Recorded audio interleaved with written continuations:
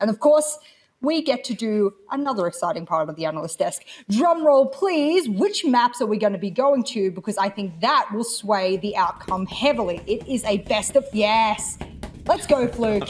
There we go. And ta-da! Yeah, you need your it's on the other side of this backdrop, actually. I could just tear the thing down if it wasn't so much gosh dang effort to put up and build myself. Thank you for sending me random assortments of metal. Hey, look at these maps! Club, Oregon, Consulate. That's familiar. Oh, how familiar? Run me through it. What's going on here? I mean, Oregon was the pick. It was actually Cyclops' pick last time round. That was where they wanted to go to first time in the last major. And C9 took it, and they took it kind of well. And Consulate was the second map in the pick, a consistent one for Cloud9. They're a very good Consulate team. That was played last time as well. So that, as a decider, for me, swings into C9's favor. Club, It was a rocky day yesterday for Cloud9. They obviously started on their defense. It went all the way. So from this situation, those two bans always happen from these two teams. For Cyclops to not opt for Cafe, I think at this point you got to be thinking, what do they know about Club that is going to be the difference maker? What do they know about Club, Hab? What's going on? I mean, they did play Club once. It wasn't the best performance. It was an 8-7 win against Norarengo, so they still managed to win it. They might be opting to go off Cafe, though, to not pick it, because there's quite some VODs available for them, because in Phase 2 of Stage 2, they played it 3 times against Guts, against Cloud9, and against Q Confirm. So there's quite a bit that they could go on there. So they might want to be, not really bringing it out here, because there's a lot of homework that could be done there. Well, do you think, and whilst I bring up actually the predictions of the entire team, do you think that what you've put on your predictions is exactly what you think will happen? Or, oh, look at the Milosh face there. Poor Milosh is away for today. I hope everything goes well. I believe there's something he needs to attend to. But of course, looking at your predictions, and now that you know the map bans, do you believe in what you've put there between C9 and Cyclops? Yes, actually, it wasn't that much based on maps, but more so on the performance that we saw from Cloud9 yesterday, which was a bit shaky, to say the least. And Cyclops, we've seen it during the previous major, the team that got the bye, they came into it a little bit more fresh. They had time to actually study their opponents during that match, not having to worry about anything themselves, really. So I'm thinking that those factors together are going to be weighing in here and giving Cyclops the edge. I will say my predictions there are actually wrong. I also thought Milosh was going to take the games, and they didn't represent that in the graphics. So, a little bit heartbreaking. But, yeah, you would expect it to go C9's way. But one of the things about Cyclops that I'm curious about is, obviously, recently they've lost their coach. They had a shift there on their structure team, and that was a big part of how they were able to pull themselves together. Their tactics were fantastic during the split to be able to get them into this situation. This will be the first time I think we get a true idea of them at full stress in this scenario where they don't have that backing, for me, at least. I'm curious to see, again, how much they've developed in that situation. So you're saying that Cyclops is sort of fending for themselves as it currently exists in that iteration, now that the coach is sort of gone on to bigger and better things, maybe, possibly. We'll see how that works out for him, and shout out to him. Did a great job. But of course, we are sort of wondering and we're pondering that at least the predictions for all of us analysts have been 50-50. I think half of us went with Cloud9 and the other half went with Cyclops. When you're picking Cyclops and you said it didn't matter about the maps, where did you draw these statistics from? What is your reasoning for that? You just sort of said it before, but it was kind of vague. The game. I mean, other than just physically watching the game, you've got to have an actual reason or excuse or something to pull out, or are you just doing random picks? Hap's a robot. He processes information. That's what I'm wondering. I see, and it comes in, and I'm like, I think that it's been how I've been doing it literally the entire season, like the entire year so far, and like all the previous years. I just watch the games. I'm like, no, they don't look so good. I'm going for the other one, and most of the times I'm right. So. Yeah, cool. Stuff the results. I want to see how they looking. That's it. Yeah, I mean, you cannot. Okay, look, I'm a big fan of data. I'm a big fan of statistics, right? But you cannot always just go purely on statistics, because you often have these rounds that come down to a clutch and stuff like that. And you might say, well, that round isn't really deserved to be won. So, like, it just looks on how shaky they are, because they were pretty shaky, especially during Theme Park, which shows me that if they get onto a map or into a situation where they're not really comfortable, Cloud9 is not the same Cloud9 we saw during the August Major. And if that is the case here, then I think Cyclops is going to be able to take it because they look really good throughout the entirety of Stage 2. And if they are able to continue that trend, because we all consider them to be a top 3 team and they do have that experience, I think that they're going to be able to take this matchup. And that is just purely because I watched that game and I watched what happened last Major, how the teams in the with the buys had the advantage. And I'm like, there we go. I'm going for Cyclops. Maybe there's science in the gut feeling. Who knows? I don't know. I'm not a scientist. So, Fluke, rather, please give us your last thoughts as the players slowly file into the lobby. And Blair, Gesundheit to you. Have. I couldn't hold it anymore. Look, Fluke, give us a little bit more than a gut feeling here. Why'd you pick C9? More than and what a are you feeling. I think Cyclops, if they can get behind themselves, could take it today. I know I've put Cloud9 as my prediction. But you look at how it was set up last time. You look at how it was a semi-final matchup last time with C9 having the bye and Cyclops, they were, as I said, dispatched on a 2-0. Cyclops, before that, who did they play? They played Guts Gaming, and they dispatched them in a 2-0 fashion, in a very good fashion. Cyclops have some energy, they have something about them right now, and everyone is obviously playing for the most precious resource in the world, which is those SI points, which is, you can only get those if you get into this situation, into this major. You can only get more of them if you get further along.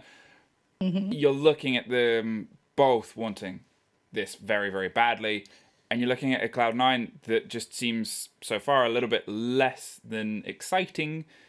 Cyclops, if they show up, it could be that C9 is already confirmed as well. I mean, C9 that's is confirmed true. for SI. And Cyclops not. They need a win, so they're really eager to go for it. Well, I mean, between wants and what you can actually achieve, I think there's a little bit of a rift in a valley. I mean, I want to be a millionaire, and alas, I am just sitting here merely little old Jess Goat. But let's bring up the map bands one more time because I just want to double check in through those. Jess Goat. Little old Jess Goat. 3 feet tall. Excuse me, I'm 3'11". Oh, right? You've grown. I have grown. That's why you eat your vegetables, time. ladies and gentlemen. You eat them, and you promote eating them. Clubhouse number 1, we spoke about that. You reckon that might go pretty damn well for Cyclops because it's not been the best of map for Cloud9 Hap. Is that what you said before? No, I said that Cyclops played it once. No, I said Cyclops played it once, and it didn't really go that well for them. Yeah, that's right. Because it was a close matchup against Norengo. I think I'm just curious. They're a great cafe team, and they didn't go for it. And they've taken C9 on a cafe. C9 lose cafe. They didn't go for it. They surely have to have something for club. Because you're going to be starting on your attack. You know if you pick it, it's going to be a bit of a split. Maybe 5-1, if not 4-2, on an average to good day. It's a tough question because I'm just kind of thinking, okay, what you got? Show it to us. Well, if you want to see exactly what they've got, I believe the game is ready to go. Yes, it is. All right. Finally, we'll be able to see exactly what they've got here on Clubhouse. We'll jump straight into it, throw it over to our casters. Enjoy the game, ladies and gentlemen. It's going to be a banger.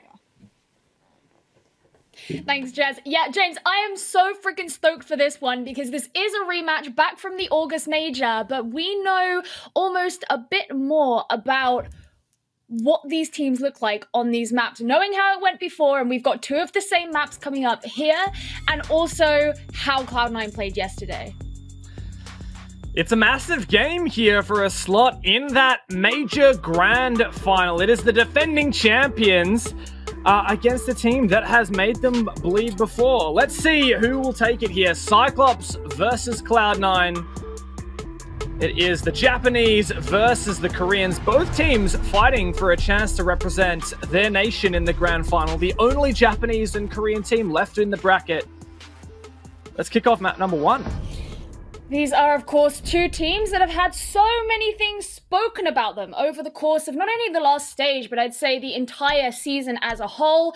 We mentioned yesterday how Cloud9 took a lot of people by surprise as they may have underrated the Korean region, but Cyclops have really shown themselves to be one of, if not the best in Japan. So, as you say, kicking things off with the ban phase here on Clubhouse, first one to be banned out, it's going to be Hibana. Yeah, this is the thing that we talked a lot about yesterday, Gio, in our cast with Cloud9 versus Guts on Clubhouse. Uncharacteristically, we see a lot of Hibana bans from Cloud9 on this map. They really want to try and make it more difficult for their opponents to go for those kitchen attacks on the basement bomb site. But I'm going to skip over that for a second because we've seen a very unusual ban here in the Zafir. And I think that you probably know what's up here, Gio. Cyclops want to throw Charles off his game. For Cloud9, Charles is a crazy big fragger, right? Always plays that Zafir, like literally every damn round. I don't think we ever see him not play Zafir. And he actually had a really poor game yesterday. I think it's a really smart way to just immediately force Charles off his guard and hence kind of mull some of the teeth that Cloud9 brings to the table. Yeah, and also, you know, a Melusi ban, it's not something we see a ton of. And that's an operator that particularly Envy Taylor has really liked to play. So while it's not quite the same level of a target ban as you can argue the Zafir to Xiao is, you do still have that where you're potentially weakening another one of the really, really revered players from Cloud9, and that could throw them off. But they are going to be obviously going for a different kind of composition.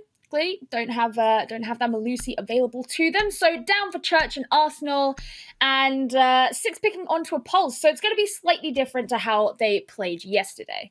Defenders, protect your bombs from being defused. So I looked at the stats. Charles yesterday in all 3 maps against Guts played Zafir every single attack round on all 3 maps. Cloud9 as a team brought Melusi in all but 4 rounds in the entire series, and this was a 7-3, 4-7, 8-6 series, so that's a pretty crazy stat.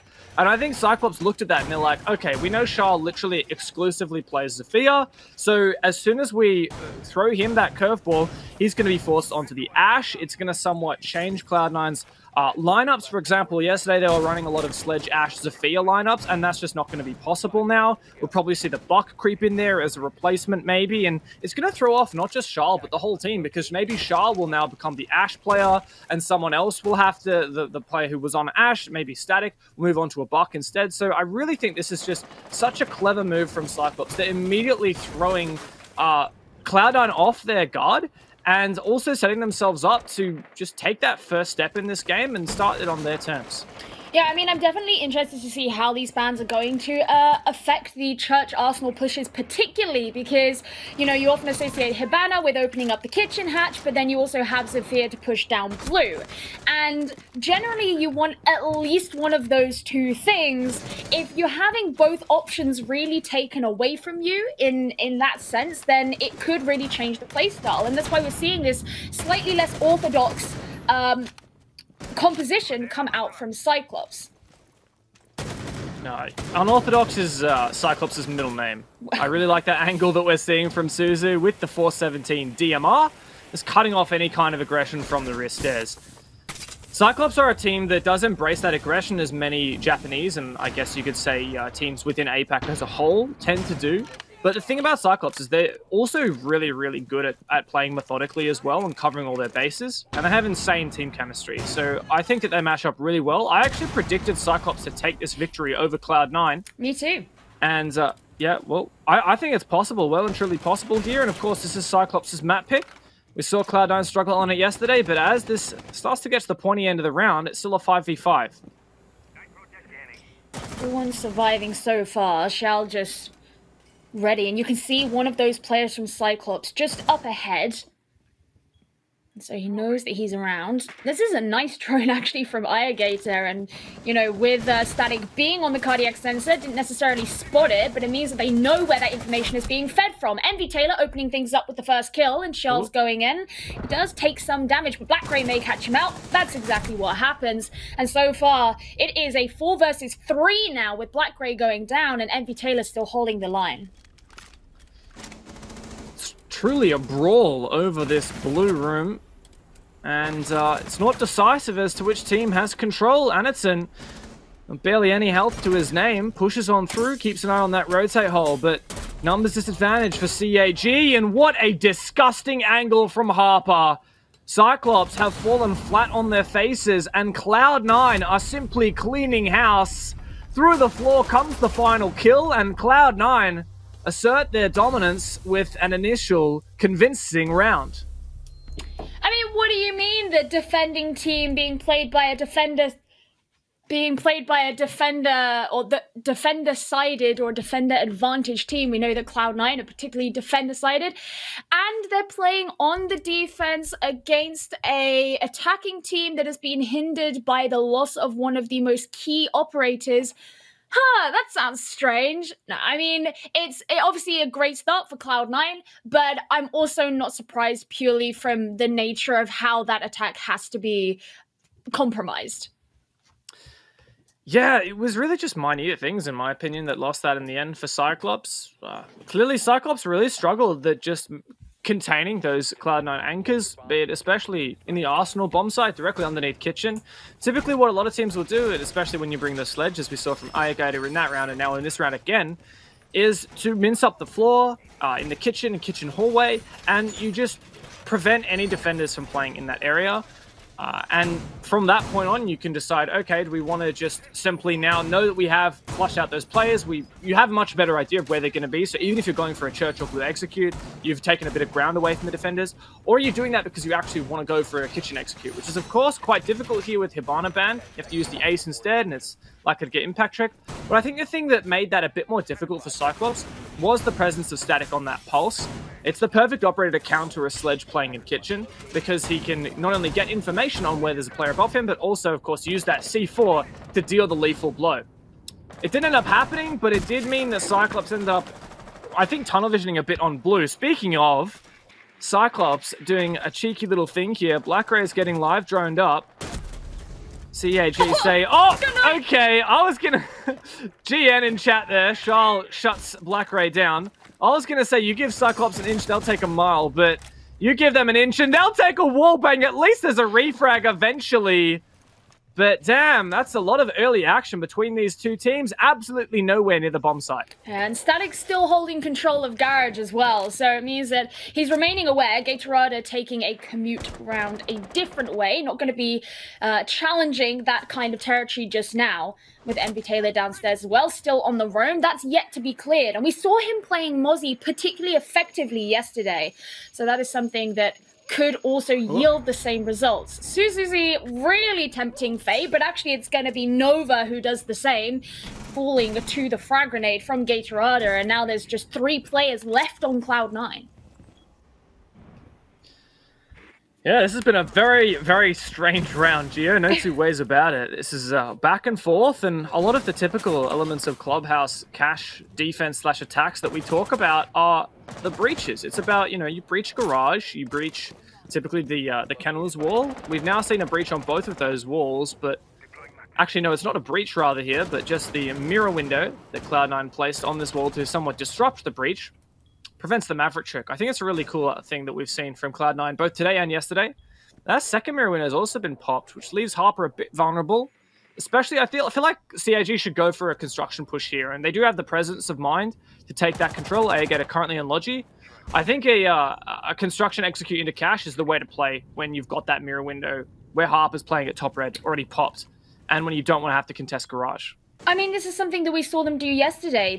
Cloud9 set up for the construction push, which is, you know, what Guts ended up doing. But the thing is, you had them Lucy available, and they would go for the impact trick. That's not even an option now, so you might as well take advantage of it. And it looks like that is what Cyclops are looking to do. In comes the nade. Harper does get away with his life, but not for very long. Gatorada securing a 2K, and Envy Taylor's just trying to get his revenge. He has to push down the red stairs just so he can reload, but it gives Anyton the room and the time he needs to get going with the plant. A very messy end there means the Cyclops do take the victory on that round. But once again, Dev, a very strange round to kick things off today.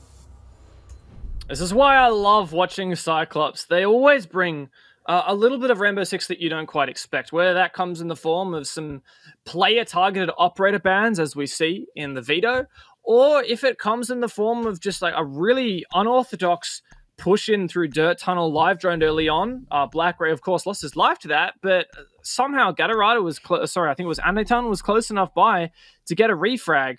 I love this kind of stuff that we see from Cyclops. It's really, really nice and refreshing. And yeah, hopefully we get to see maybe a bit more structured siege. Will make it easy to commentate on. That's all I'm saying. Yeah, that's not happening. But no, I mean, I actually don't fret that whatsoever. I love watching these guys, whatever they've got to show for us.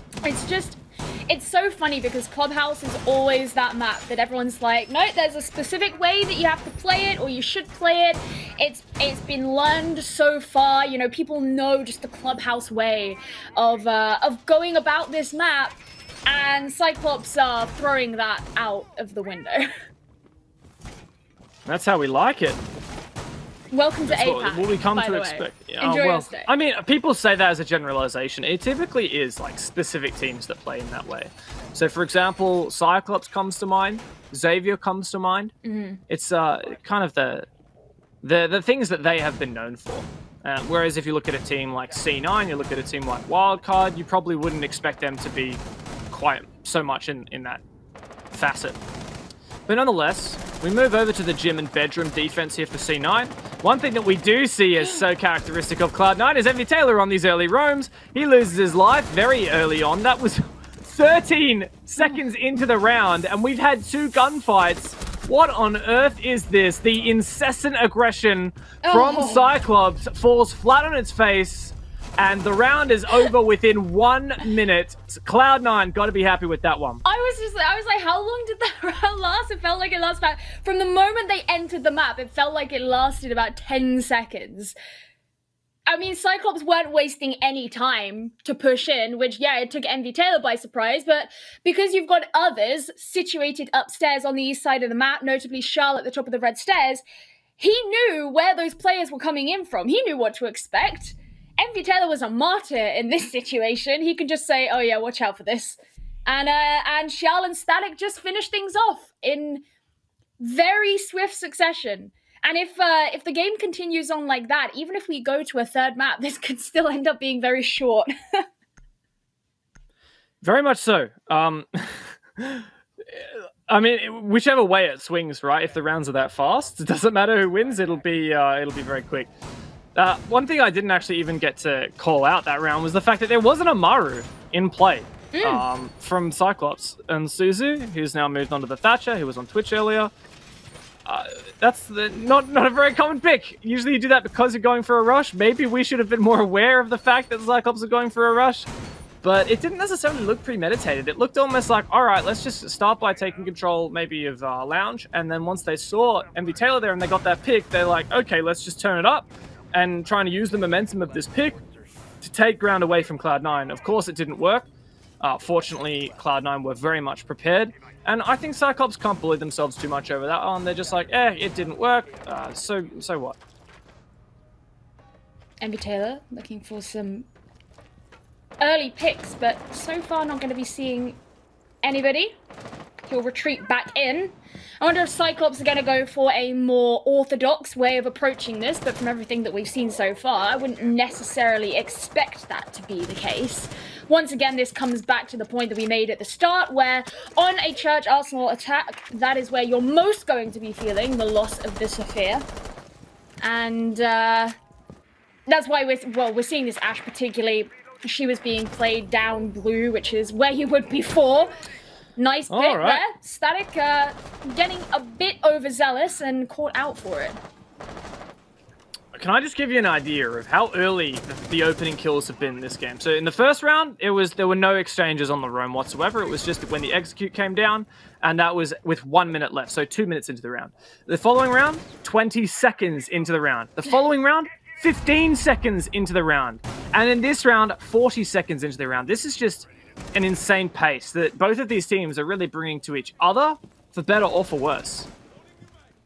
Aggressive positioning from Harper here, going in under Moto, but he's actually going to move back towards the church wall, which will have to have those batteries removed or disabled if they are to breach onto it. Though I suppose when you've got a Maverick in play, that is still an option. There's an EMP. They're going to throw another one down. So it looks like maybe they're going to head into blue. It's where Xiao's positioned once again. He avoids nade. And he's still looking out for anyone to come in from oil pit, which is what he did before. Yeah, usually the EMPs going out like that would indicate that the attackers are going to push really imminently because the EMP will only disable those ADSs for 10 seconds. But that's why I was surprised there wasn't a lot of follow-up from Cyclops. Maybe a nade cleared that barbed wire, I didn't quite see. But nonetheless, we'll see Black Ray actually still has all 3 flashes remaining. Oh yeah, it was indeed. So there was the deployable shield there, but not the barbed wire. So they did in fact act upon that. I think it was the breaching round from Black Ray at the top of blue stairs. But now we turn our attention to the church wall as Gatorada paints us a pretty picture. Trying to expose these positions, particularly Harper's. Just trying to tenuously play behind the bar, and a nice gas from Nova to support, but Anderton's making a play. Oh, wow. But he got caught out by Harper, but not before Black Ray was able to get Xiao. Puts in a 4 versus 3, and Gatorada's going to push on forward, but once again punished by Nova. And Harper is still holding on to the position behind the minibar, but not for very long. A 2 versus 1 leaves just Nova in this situation. This isn't the first time we've seen him here. Suzuki will go in for the plant, and CAG and Black Ray is trying to support. Of course, CAG's trying to support. Nova pushes on up. It's not enough, and Cyclops do finally take that round, making amends on round 1. This is why I absolutely love watching and commentating Cyclops, and this is exactly why our beautiful observer Anti-Medics hates watching Cyclops, because it's so impossible to know what's going on sometimes. They play with such a pace. They executed really, really early. Typically, you would see teams like they would open up that breach on the church wall, and then they would try and kill the player in church. And once they do that, they would push a player in from Moto. No, Cyclops, like, they're still breaching on the main wall, but someone just yeets on in. And what's great about that, it's not silly. It's not over-aggressive. They're trying to subvert expectations. And as a result, catch their opponent off guard. It's a strategy that is very much prevalent, not just in Rainbow Six. It's in all kinds of competitive, whether it's sports or what have you. Catching your opponent off guard is a way that you can make things work that might not otherwise work. And in that case, I will credit Harper, who found 2 kills holding down the fort on Church for a very, very long time. However, credit to Cyclops. They kept throwing bodies at him and eventually refragged out, of course, into that 2v1 position, in which case it was very much impossible for Nova to try to retake. Well, back to the same site. Cloud9 clearly feel convicted in their belief that this should be theirs. But, I mean, Cyclops have made a change. They 6 picked onto the Lion. It's the first time we'll be seeing him in this matchup. Yeah, the big thing for me is as to why the Cyclops won that previous round. It was because they really committed to Moto. In contrast to where they overcommitted to Blue in the previous attack on that bomb site, it just meant that they had so many bodies in Moto. Did make me wonder what happened in Blue, because typically if Charles had been able to stay alive in there... Oh, Harper's running the shotgun! What a great adaptation for him! He's going to play that exact same position that he found 2 kills last time behind this minibar in Church, but this time he'll have the shotty, which is an even better way that he can hold these close engagements. I really like that. Oh, I mean, I really want to see it work. I mean, if the aggression happens in Church in a similar way to how it did before, and you've got a shotgun that's blasting people's brains across the walls, that's even more entertaining than what we saw last time. But no, I mean, I agree with your sentiment, what you were saying before. I also expected there to be a very aggressive push down Blue because of the way it looked like they were preparing it. I'm wondering if maybe that's something that they'll look to do this time. I'm not really sure. I guess we're yet to find out. Yeah, indeed. I was trying to flick through the VOD and have a look at exactly where Charles was last round, because I was really surprised that he failed to protect the player in Blue. The player in Church. He's staying in Blue again. I think it is important that Cloud9 uses the EMPs and the Ash once again to clear this shield, because it does make Charles a bit more worried about his back and less likely to be able to help when that eventual execute comes in through Church. Actually, looks like Cyclops have changed tack, though. They've positioned the Ace over here in Church, so that makes me think they're going to go for in Kitchen, so that makes me think they're going to go for a Kitchen into Arsenal execute. And there you go, the first and the second Selma goes on in. and successfully detonates, opening the hatch, I believe. Aegator was the player to cover and successfully did just that. Yeah, not only that, the C4 from Static didn't actually catch anything, so he had to move out the way. And Nova, finally, the first engagement, or the first death on either side. That's the smoke. You really want him and his pernicious toxic babes to be able to deny and push back those attackers late in the round, so that will no longer be available. There's the smoke from the ace that's been put down. He should be able to go in for the plant as kills go back and forth elsewhere on the map, and it's just continuous. He has the support from Black Ray particularly, and he's going to be able to continue that on. Envy Taylor and Xiao are the only two left remaining on Cloud9, and they're going to attempt to close on in. Vaniton is staying nearby, punished. He is taken down. This could be the opportunity for Cloud9 to move in, because it's just Black Ray remaining. He's going to try and deny from above. No way! Shot and removed. That will mean that Cloud9 can just disable the diffuser, and they take church. Wow, that was an insane round from C9 to be able to come back in a 2 versus 3 retake. Envy Taylor found 3 kills to his name at the end of that round. And such a critical moment as well there, right at the end for Charles, who pushed Harper upstairs.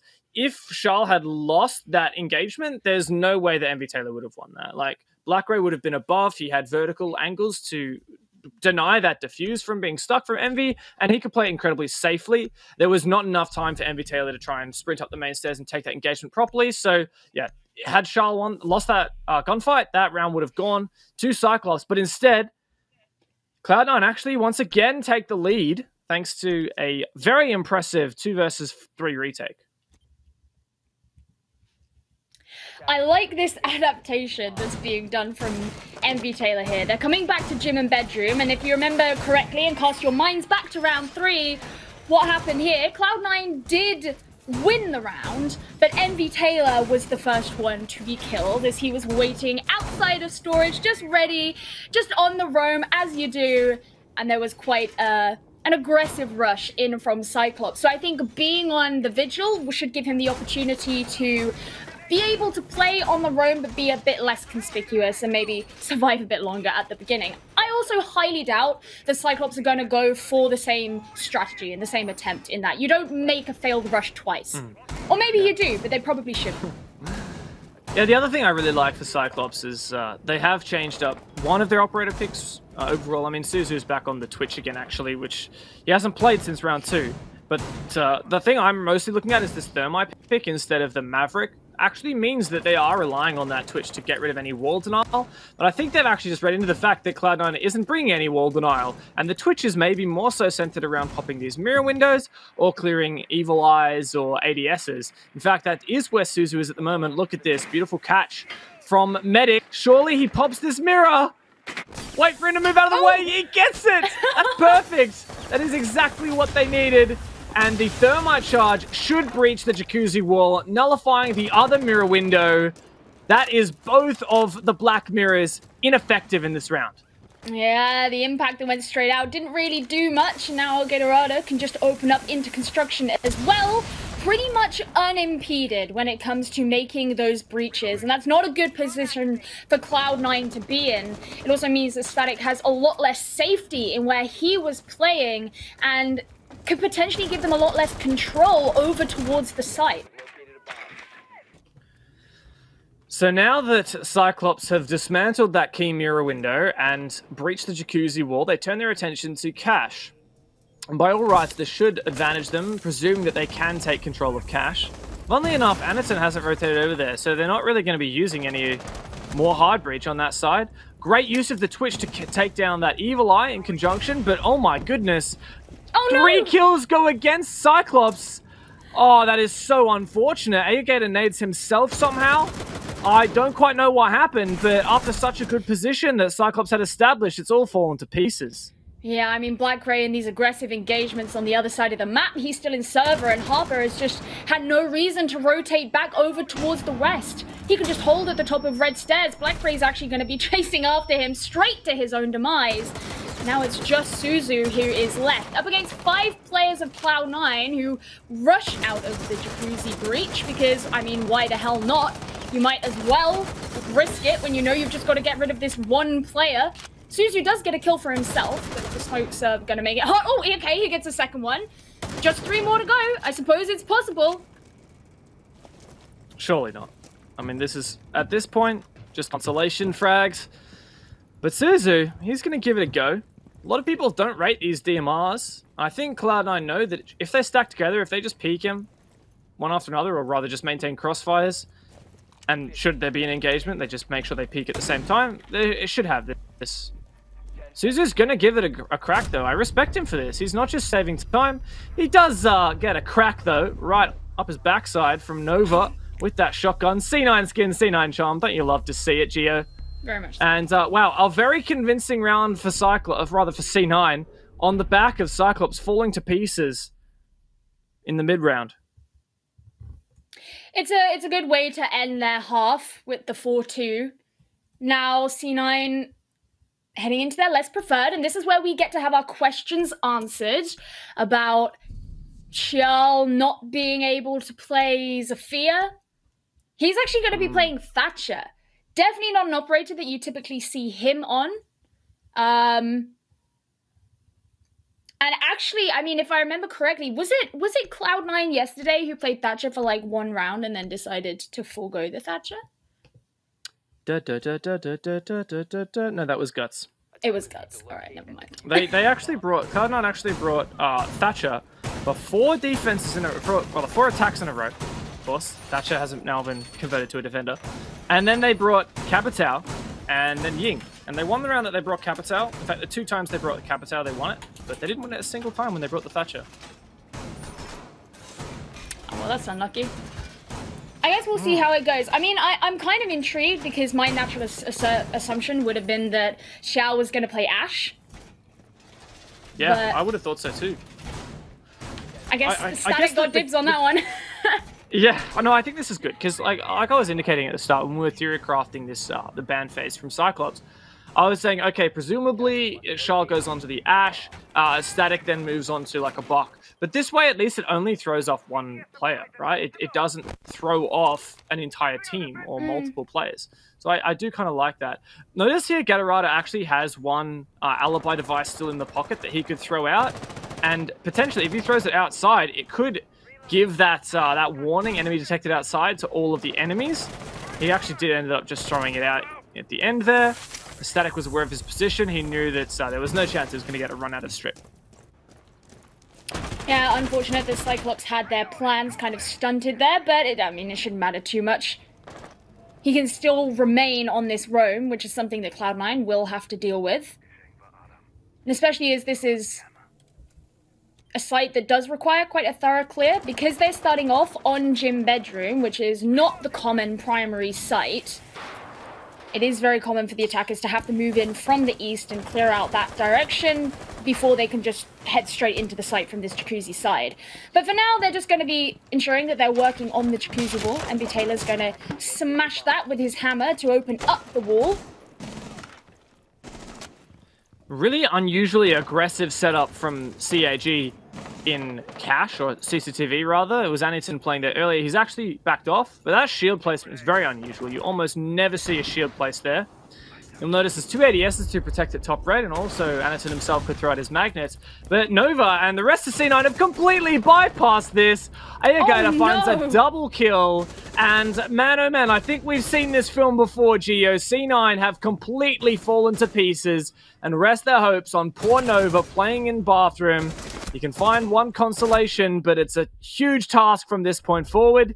With just about no HP to his name, and getting impact-nated, it's only a matter of time before this round falls in the column for the Japanese. Yeah, I mean, he's just going to be trapped in Gym at this point, knowing that anyone could come in from any different angle, and he doesn't know where that is. He's going to make an attempt to shoot over towards Logi, doesn't catch anyone. He's given his position away. He's going to get ready with a nade, actually. I would love it if this actually gets something, but it doesn't. He's just trying to play it carefully. He does have time, and he's still carrying the diffuser, so he's looking for the opportunity to eventually plant that, but he knows that, you know, the chances are not necessarily on his side. And there you have it. It was only a matter of time, really. Handerton closes that out, but massive credit to Aegator, who got that 2K with the C4. About halfway through the round, C9, my god, having two teams that start with the same letter is such a headache, G. I don't know if this is getting to you as well, but man, I'm feeling it. Cyclops and Cloud9, even though it's phonetically a different sound, it's just the C's. It really gets me. Well, as I was saying, right, Cyclops, C9, damn it. Cloud9 did a very unusual early execute. I'm okay, Gio. I'll let you know if I'm having a stroke. Right. Cloud9 decided to go for a very, very early execute. 1 minute 30 on the clock. We saw the player get aggressive into public bathroom, and we saw other players, I think, begin to execute. I'm not sure whether they're actually getting that plant down or not in gym, but that was certainly the intention, right? Take that control away, rip the rug out from under Cyclops' feet. But, of course, it didn't work. They fell flat on their face when Aegator threw a C4 right over the top. So, credit to him. That really did make a massive difference on the round. And Cyclops to hold their ground after that was spelling death for Cloud9. Well, we've had our question answered, James. For a Church and Arsenal attack, what are Cloud9 going to do? They're going the APAC route. They're bringing Blackbeard, my dude. I actually didn't even notice that until right then. Did you not? Wow. It was a 6 pick. He picked Thatcher. He picked Thatcher originally. 6 picked onto Blackbeard. And I love it. Yeah, this is absolutely disgusting, honestly. It's like, oh, our player, our star fragger was really struggling yesterday, didn't pop off quite as much as we expected, and now they've counterbanned his best upper against him. What can we do to make sure that our fragger is still comfortable? Yeah, chuck a shield in front of his face so he cannot die. Good strat, Cloud9, I like it. Oh my goodness. I mean, we've said how Cloud9 have had struggles on their attack. That last round didn't really go too far in their favor. Maybe this isn't going to work. It's obviously not something that we see a lot of, if ever, here on Clubhouse, but I am so intrigued to see how it's going to go, especially as Cyclops seems to be playing a relatively aggressive defense with this positioning from Gatorada. He'll retreat somewhat, and maybe a late reinforce from Anderton? Yeah, I'm not sure what the idea is there. But Charles takes the customary position up at the top of blue. I've never seen the Mark 14 with 1.5 times scope on it. It's not quite the 2x that he's used to on Zofia. Suzu's just going to give himself a little bit of juice to heal up at some point, perhaps. There you go. Full HP, as we like it. And Cloud9, they've made pretty good progress. Let's have a look. Okay, opening up the motor hatch. Yesterday, we actually saw Cloud9 go for some kitchen attacks using the ace to breach the kitchen hatch, but you can see that there's a pulse down there and impacts on the Legion to impact tricks, so I think it's pretty unlikely that that'll work. Cyclops is pretty prepared for it. As soon as 2 of those ace Selmas are impact trick, then that's the end of it. Like, you can't use any more. Or whatever you use won't be enough to breach that hatch. They're going to go for it though, but is it going to work? Trying to breach that hatch at the moment. I think there's an impact going off, and another Selma goes through. The first one did actually get destroyed, and the second one breaches the hatch. Great work from Cloud9 there, and CAG's response is fairly null. Ooh, Static is trying to shoot in through the wall. All 10 members of this game are still standing as well, so this is going to get aggressive late. You're going to see a brawl. Blackway will be the first casualty of such, as MB Taylor pushes on forward as the sledge, or actually is most likely still upstairs. You can see him on the opposite side of the map. Charles still getting aggressive down blue, but hasn't been able to clear it out just yet. Nova bleeding out, just waiting for some kind of support from the rest of his team. I like this angle from Suzu. It's kind of sneaky, but he gets flashed out and is forced to move. C9 just dealing with their fallen comrade before they can re-pick up the diffuser and go in for the push, but with fewer than 15 seconds remaining, they don't have many options. Suzu has not yet been dislodged. Oh no! And that gives him the perfect opportunity to deal with Cloud9. They're still going to try and jump down, and it's caused so many casualties. This isn't going to work out quite as cleanly as they expected, and it doesn't even work out in their favor. Cyclops able to finish things off, clean up the shop as they fall on through. Dead bodies all over the floor, and another round in their pocket.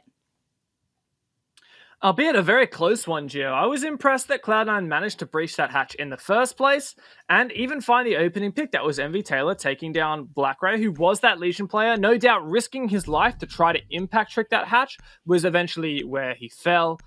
Really nice flashbang came out from Static there in the latter half of that round, or I should say in the dying moments of that round, completely nullified that angle that Suzu was holding. But the problem was, instead of using that flashbang as a chance to drop the hatch, they used that flashbang as a chance to sprint past the hatch so that he could res his teammate. Problem was, his teammate, then being on 20 HP, is vulnerable to even just one bullet. So dropping that in that hatch, there's just absolutely no way that Nova is going to survive that. And Cyclops held on. I would have liked to see at least one flashbang remaining to do that, like that exact same flash, just again, when they dropped the hatch, would have nullified that position, and they would have just been able to focus on the presence from dirt. Yeah, but I mean, the nade wasn't enough. The doc just tanked it, so oh well. It's a really big testament to how much, you know, the value of just a few seconds can be in this game, particularly in the late round, because when you have something like that, they knew they had to dislodge Suzuzi because he was holding onto that angle. And because of the use of some of those precious seconds, it put them in a position where they were trying to dislodge him still at the end. The nade came in to try and remove him. It didn't work, and they still had to go for the drop because they didn't have the time to have another choice or to keep working on Suzu. So he was just free to shoot down the first man who fell on through. You've sent in the smokes, you send another guy down, and a third one, but already the defending team are swarming on in. And by that point, you feel all the control slipping out of your fingers, and it really does tell you how that can affect things in this game. But now, another opportunity for Cloud9 to make their attack work. They're going to be attacking onto CCTV, which is the tertiary site that Cyclops have picked. And actually, Cloud9 do secure themselves the opening kill. All my homies hate Blackbeard. That was a shield getting the first kill, and Charles finds a second as well. He still has one shield in the pocket, but he hasn't put it on his gun as of yet. But yeah, I will just say that that shield 100% got him that first kill. You can hear it break, and then just straight after he got the kill. The second frag, though, I mean, there was no shield on his gun at that point. That was just Charles being nutty, as we expect from Charles. Credit to BlackRay, though, he did some work. He managed to bandit trick the single Selma off of the garage, and Charles finds another one! Bandit Zafia, man gets on Blackbeard and cleans house. Static finds one more. Suzu. 1v5 with more than half the round to go. What have you got to show for us? He's got stims, so I suppose he can keep himself healed, but, you know, there's a decent amount of time left, and he's going up against 5 members of the opposing team. I don't really know what the likelihood that he can actually survive this is, but he can always give it a go. He knows where those players are. He tries to shoot in through the wall to get a second, but Xiao, of course, the madman on the Blackbeard, he was ready. And yeah, I mean, maybe, after all, this was a good idea. Yeah, was that a 4K on the Blackbeard? Yes, pretty nasty stuff there. Static got 1 kill, and I'm pretty sure the rest were Xiao. That's nasty. I think Charlotte's like, hey guys, can we just not play Zafir anymore? Like, can someone else be the Zafir play now? I'm actually chilling right now. This is fine. Surely this is going to be a 6 pick from the Thatcher again. Like, after that, there's no way you don't bring the Blackbeard. Come on. I mean, come on, Charles. He played Thatcher in round 7. Yeah. Nah, oh, Ooh. okay. Ooh. Ooh. No, Thank you. You debated me, man. That was absolutely debated. Wow, this game's heating up. As is my room right now. I'm currently casting under these broadcast lights, about 40 degrees. It's absolutely disgusting. I'm gonna crack open a window, G. I'll be back. I thought you were gonna say you're gonna like crack open a cold one, and I was like, is now the time? Oh, mate, maybe after the broadcast, eh? What time in Australia time, in Upside Down time, does the broadcast end? I don't even know. I don't want to know. I don't know. I don't know. What time is it in Australia now? It's 8:36 p.m. currently. Oh, you could crack open a cold one. Just don't let our employees well, know. maybe I'll just do my work first, and then I'll consider it. But thanks, G. I appreciate your approval. You're welcome. Why don't we just loop back into this for a second? Cyclops, Cloud9. The latter running away with this now. That was a very decisive round, I think, on the back of those early frags. Cyclops, when they're on the back foot, they just get aggressive, and it doesn't really work when Cloud9 are prepared for it. We saw, I believe, 3 of those kills came out from Cloud9 players just holding angles and Cyclops players getting aggressive to try and refrag their fallen comrades.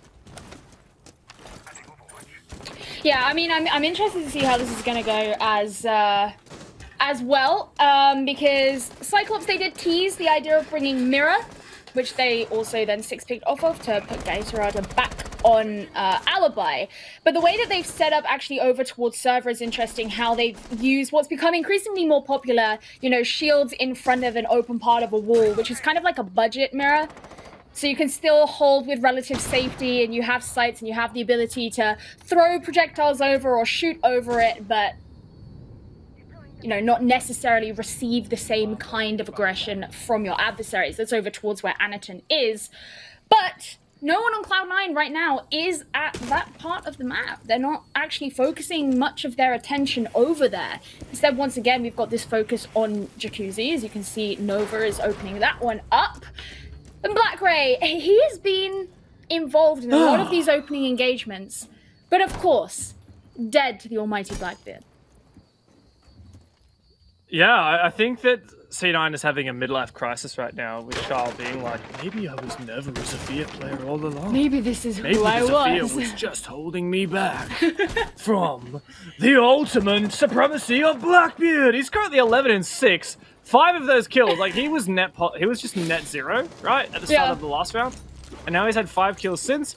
Static's found another. He's like, Charles, come on, mate, you're making me look bad. Charles gets another one. It's just these two. It is just these two, and now Ayagator and Suzuzi lose a ton of damage in the last second, and Cloud9, who have lost a significant number of drones, are still gonna have the strength to be able to push in. Nova going in for the plant, Xiao's watching outside, Suzuzi could get caught out here as he walks straight in the line of sight.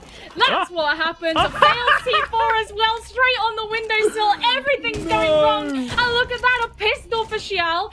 Finally taken down by Ayagator, but he's all on his lonesome to go up against these 4 players of Cloud9. They have the diffuser down. This is incredibly pressurizing. He's got rid of maybe the big problem. Static's still out there. Envy Taylor's still out there. Everyone's still out there. Ayagator is just hiding in a corner at this point, knowing what fate probably is. Yeah, it's a matter of time before Cyclops take this, and my goodness, has it been a terrible round here for Cyclops, and well, Ayagator's not even going to escape that one. You can take down the 2 top fraggers, but you can't shut down the wave that is Cloud9 elevated into the skies these past few rounds, having taken 2 straight convincing attack rounds. They position themselves now at match point. Oh, and one thing we have to remember, James, is that this is Cyclops' map pick. And next map is Oregon. You want to know a fun fact about Oregon? I'm pretty sure you already know this fun fact, but I'm going to tell you anyway. I love a fun fact. It is Cloud9's stomping grounds. Mm-hmm. It is their home. You know, Guts had the right idea yesterday, banning it out straight away. Cyclops leaving it in. I mean, this is... even in the August Major, these 2 teams played on Oregon. Cloud9 won 7-3.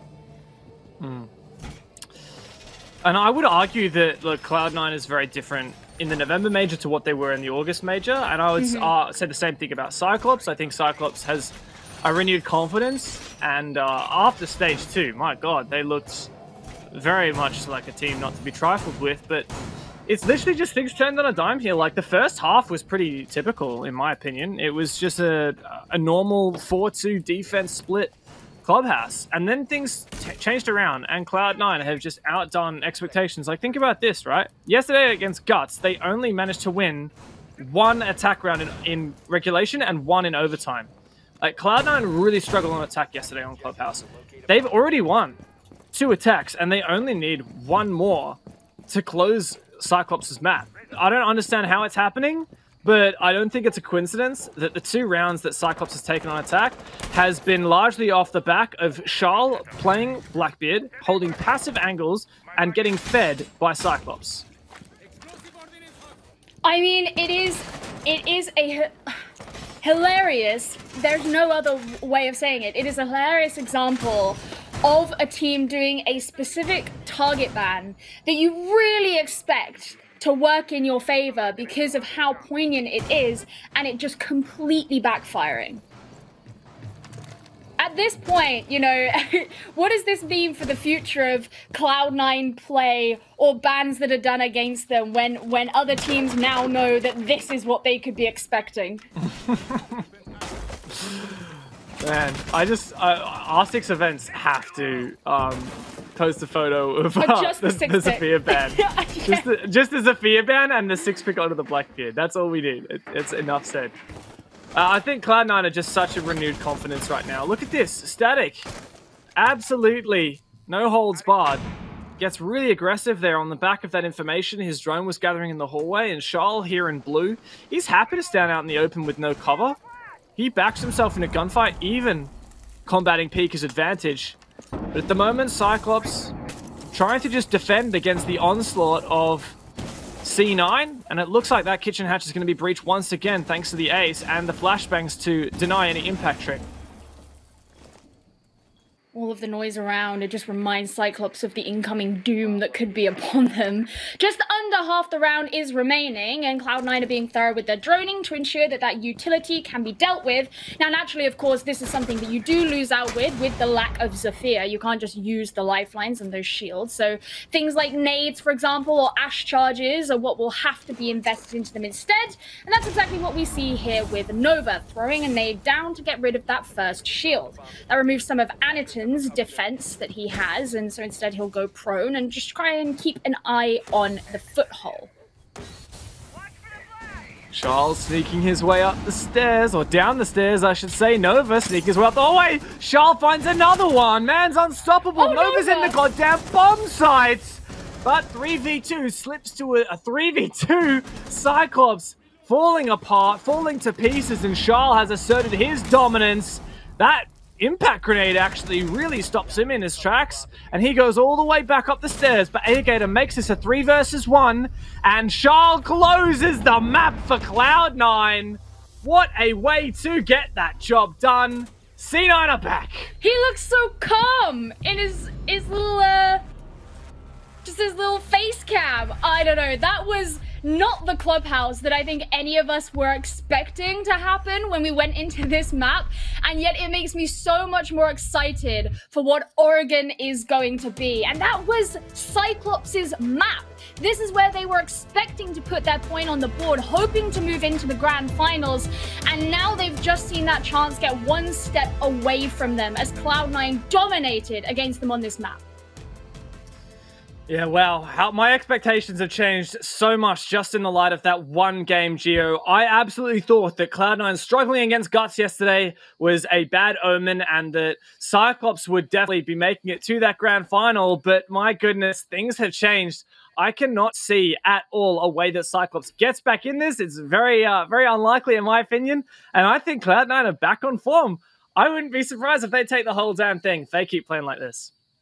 Yeah, that is absolutely how I feel about it, and it's making me feel a bit bad knowing that originally I predicted Cloud9 and then changed my mind, but I will have to live with the consequences of my decisions. Either way, let's send it on over to a break, quick commercial break, and then have our analyst have a look over this game. I need to pee.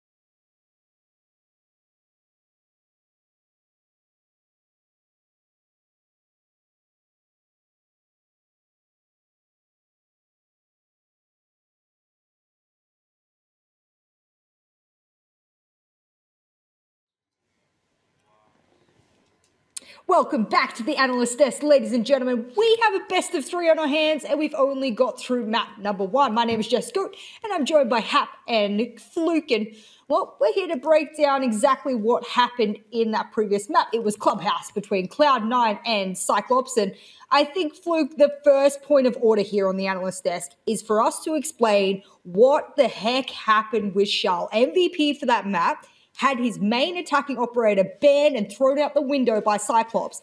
And then despite them, he took another operator, which did a heck of a lot more damage. Yeah, Blackbeard, shout ahead, he's fuming right now. Doesn't understand anything, but does he ever?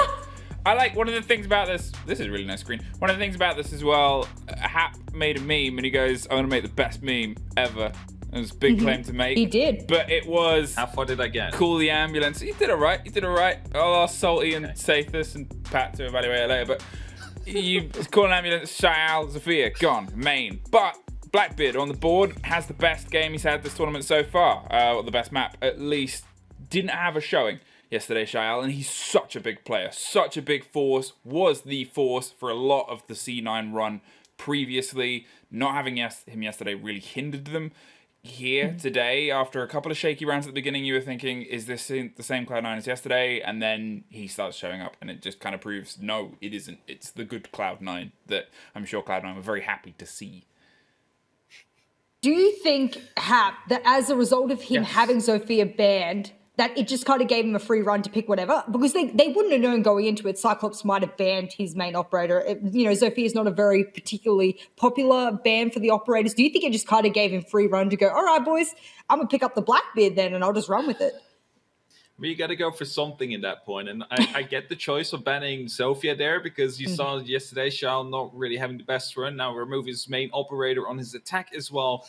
Maybe they thought it would hinder him even more so, but apparently, and who would have thought, a face shield in front of you is going to be helping you win a lot of single gunfights here and there, and he ended up 15-7, so it basically backfired a bit. It will make me wonder, will they ban Blackbeard or Zofia next? Because, now you have two options that you need to go with. But yeah, like, what do you choose then? Like, you got to go for a different operator and something he feels comfortable on. And you might be Cloud9 and say, like, just play whatever. Like, if you warm, then we will win the round to the back of that.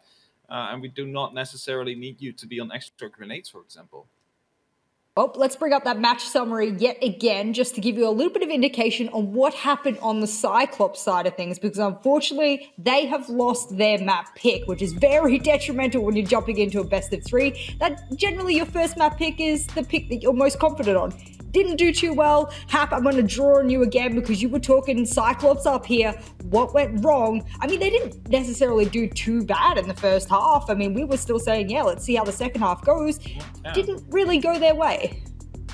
I was going to say, it could have been 3-3 on that first half. Could have even be 4-2 if Cyclops was able to, get their rounds out in the end. And they started off strong as well. I think it's just a bit of sloppiness during that first half, especially that costed them 1 or 2 rounds, and then not being able to close it up during the second half, which really basically lets you wonder, like, were they ready? Were they warmed up properly? Because Cloud9, Charles, he was definitely stepping up there, and, well, they got to make sure to shut him down because he was single-handedly just dispatching that defenses left, right, and center before even any attacker would, like, come close, so... Well, considering you're talking about how big of a hitter Shah was, Fluke, I'm going to throw it over to you, but whilst I'm throwing it over to you, I think we have an MVP screen, and maybe, just maybe, the man's name who's been in our mouths that entire time will be it, but oh no, we have missed out on a dark horse of this matchup. Talk me through why I haven't worked it out. I think there's a magical percentage there that might explain why. It's your favourite one, isn't it? It's your favourite one. It is, the yes. KOST, the cost rating. Look at that, 82%. That's pretty good. As the fairest way of putting it, it's your solidity, your consistency. It's not just about the KD that you put down, though impressive, and it's great to see a big player step up, but 82% of the rounds, that means that MV Taylor had an impact on turning the face of the game. That is the sign of the best players. Good question. I don't know if we will necessarily have the cost. Can we get the match summary just back up for a second? Maybe the cost once again to see if we can look at that cost. And 73%. 73, okay, yeah. Also, 5-0 for the first kill. So the fact that Envy Taylor was able to maintain a better cost than Charles shows how consistent that Envy Taylor was, both in the first and second half. And I think it's numbers, mate. It's maths. It's just simple maths, mate. You just got to be prepared for it. You just got to work things out. Well, let's come back to our faces for a quick second here. We've got 7 seconds left. Pull up the map band one more time because we've got to tell you guys exactly which map we're going to be going into next, and it will be Oregon. We spoke about it before, but we'll get another opportunity to speak about it, I believe, now, or are we going back into casters now? Am I reading my runner show wrong? Guys, I'm not naturally a host. I'm going to stuff this up at some point, way or form. Are we meant to analyze this now?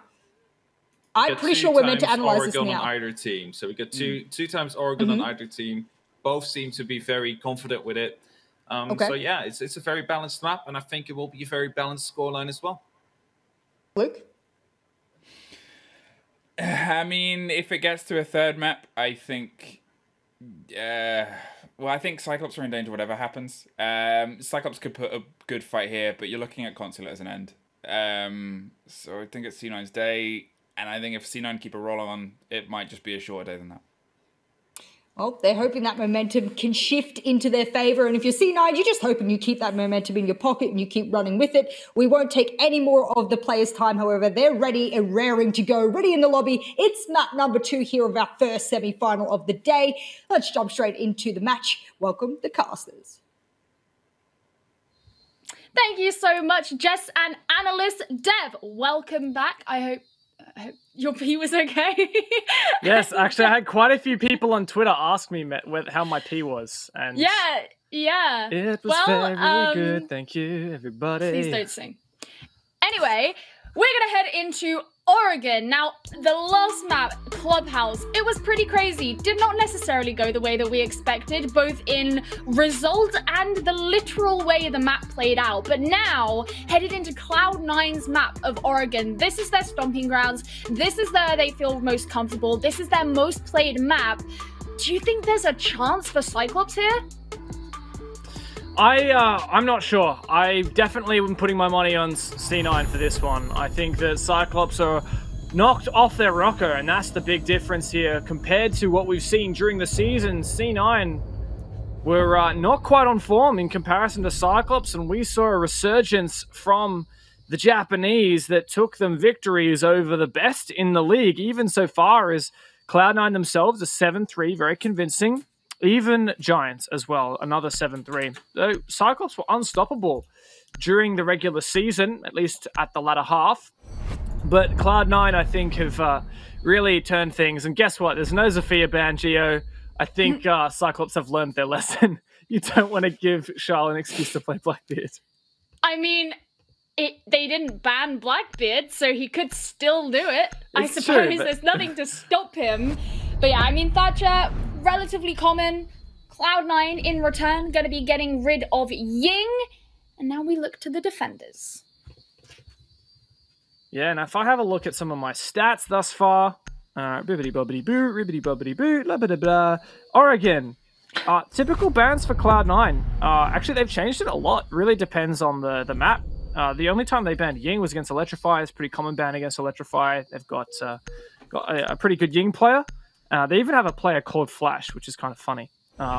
Interpret that as you will.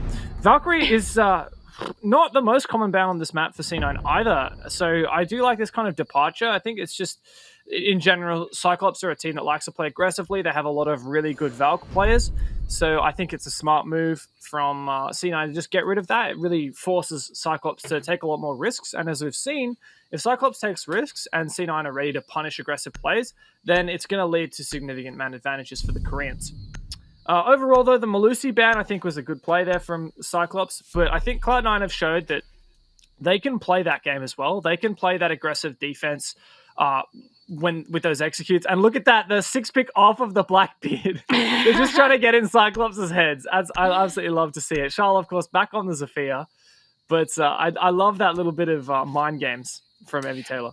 I mean, whenever I think of a Blackbeard being played on this site particularly, I'm always taken back to stage 1 when Talon, another Korean team, brought Blackbeard onto this map, and it was after they had sort of failed to show up at the start of stage 1 of APAC North, and then that was their first time really getting their claws in, and I'm always reminded of that. So it would have been nice to have seen Cloud9 follow in that same path, but as you mentioned, it was a bit of a bait. They flirted with the Nomad, they stuck with Diana instead. So not gonna happen, not gonna happen. But Xiao naturally back on Sophia. Now, Cyclops, I'm obviously interested to see how it is they're going to be setting this up. Not too uncommon to see a number of these operators, although I would say that we don't see a lot of Ella be played. Yeah, definitely. It's not a common pick, but she does bring a shield. And that's always a nice boon for teams defending this bomb site in particular. It tends to be very shield-centric, especially with that emission of the smoke, which is curious to me. Like, I wouldn't have been surprised if Anderson just played the smoke instead. We do see that he's running the FO12 auto shotgun, which typically you would play if you're in a bit of a pinch position, for example, elbow. But I think that smoke is honestly better for that anyway, so I'm a bit surprised that Anderson's gone with that. But, I mean, Anderson always does these kinds of weird things and often makes them work, so I definitely won't be critical. It looks like he's playing the Ella to contest the rear stairs. This is actually a really cool idea. He's got ADS stacked. He even has a bulletproof camera with one of his teammates to give callouts. And this FO12 auto shotgun is definitely a better pick than the non-automatic shotguns that you see on Smoke. So I really hope this works out. This is not a strategy I've seen before. Yeah, I mean, they've really invested so much utility into this position. You mentioned the camera, obviously the signal disruptor as well, and the Grisham Mount directly above him. So whatever happens here, Cloud9 are going to struggle to move down the stairs, but I mean, they remove the Ella and they can send in the lifeline. That utility is probably going to be cleared pretty swiftly. The ADS is still standing, and Gatorada has taken on that position, but still not what Cyclops would have liked to have happened. And the second one for Charles as well. It turns out it was nothing to do with playing Blackbeard. It was just about Charles being an absolute god. And again, it will try and take the position, eventually refrags, but that's a lot of pain for not much gain. And now C9 are in a very strong position here on their initial attack of Oregon. Lots of good information here from MV Taylor's drone. Spots out the player on the box in Laundry. This could be an easy pre-fire for one of the remaining attackers. And they see a Gator also push out into the hallway. There's just so much info right now for C9. And I think this is surely going to swing the direction. Yeah, I mean, not only do they have the positions of those players, but they also know where the walls have been opened up, what lines of sight can be held, and that's really going to help influence their decision-making as they continue to push on in. Suzuki backing out. I'm wondering if they are going to late reinforce over that rotate. It looks like that is what they're going to do as Cloud9 open up the soft wall down in Pillar.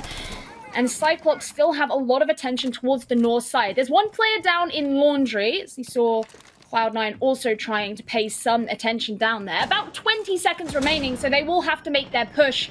But they do have this advantage, and they do have that information. But a C4 from Suzuki shuts down the advantage that Cloud9 have, and now their time is dwindling.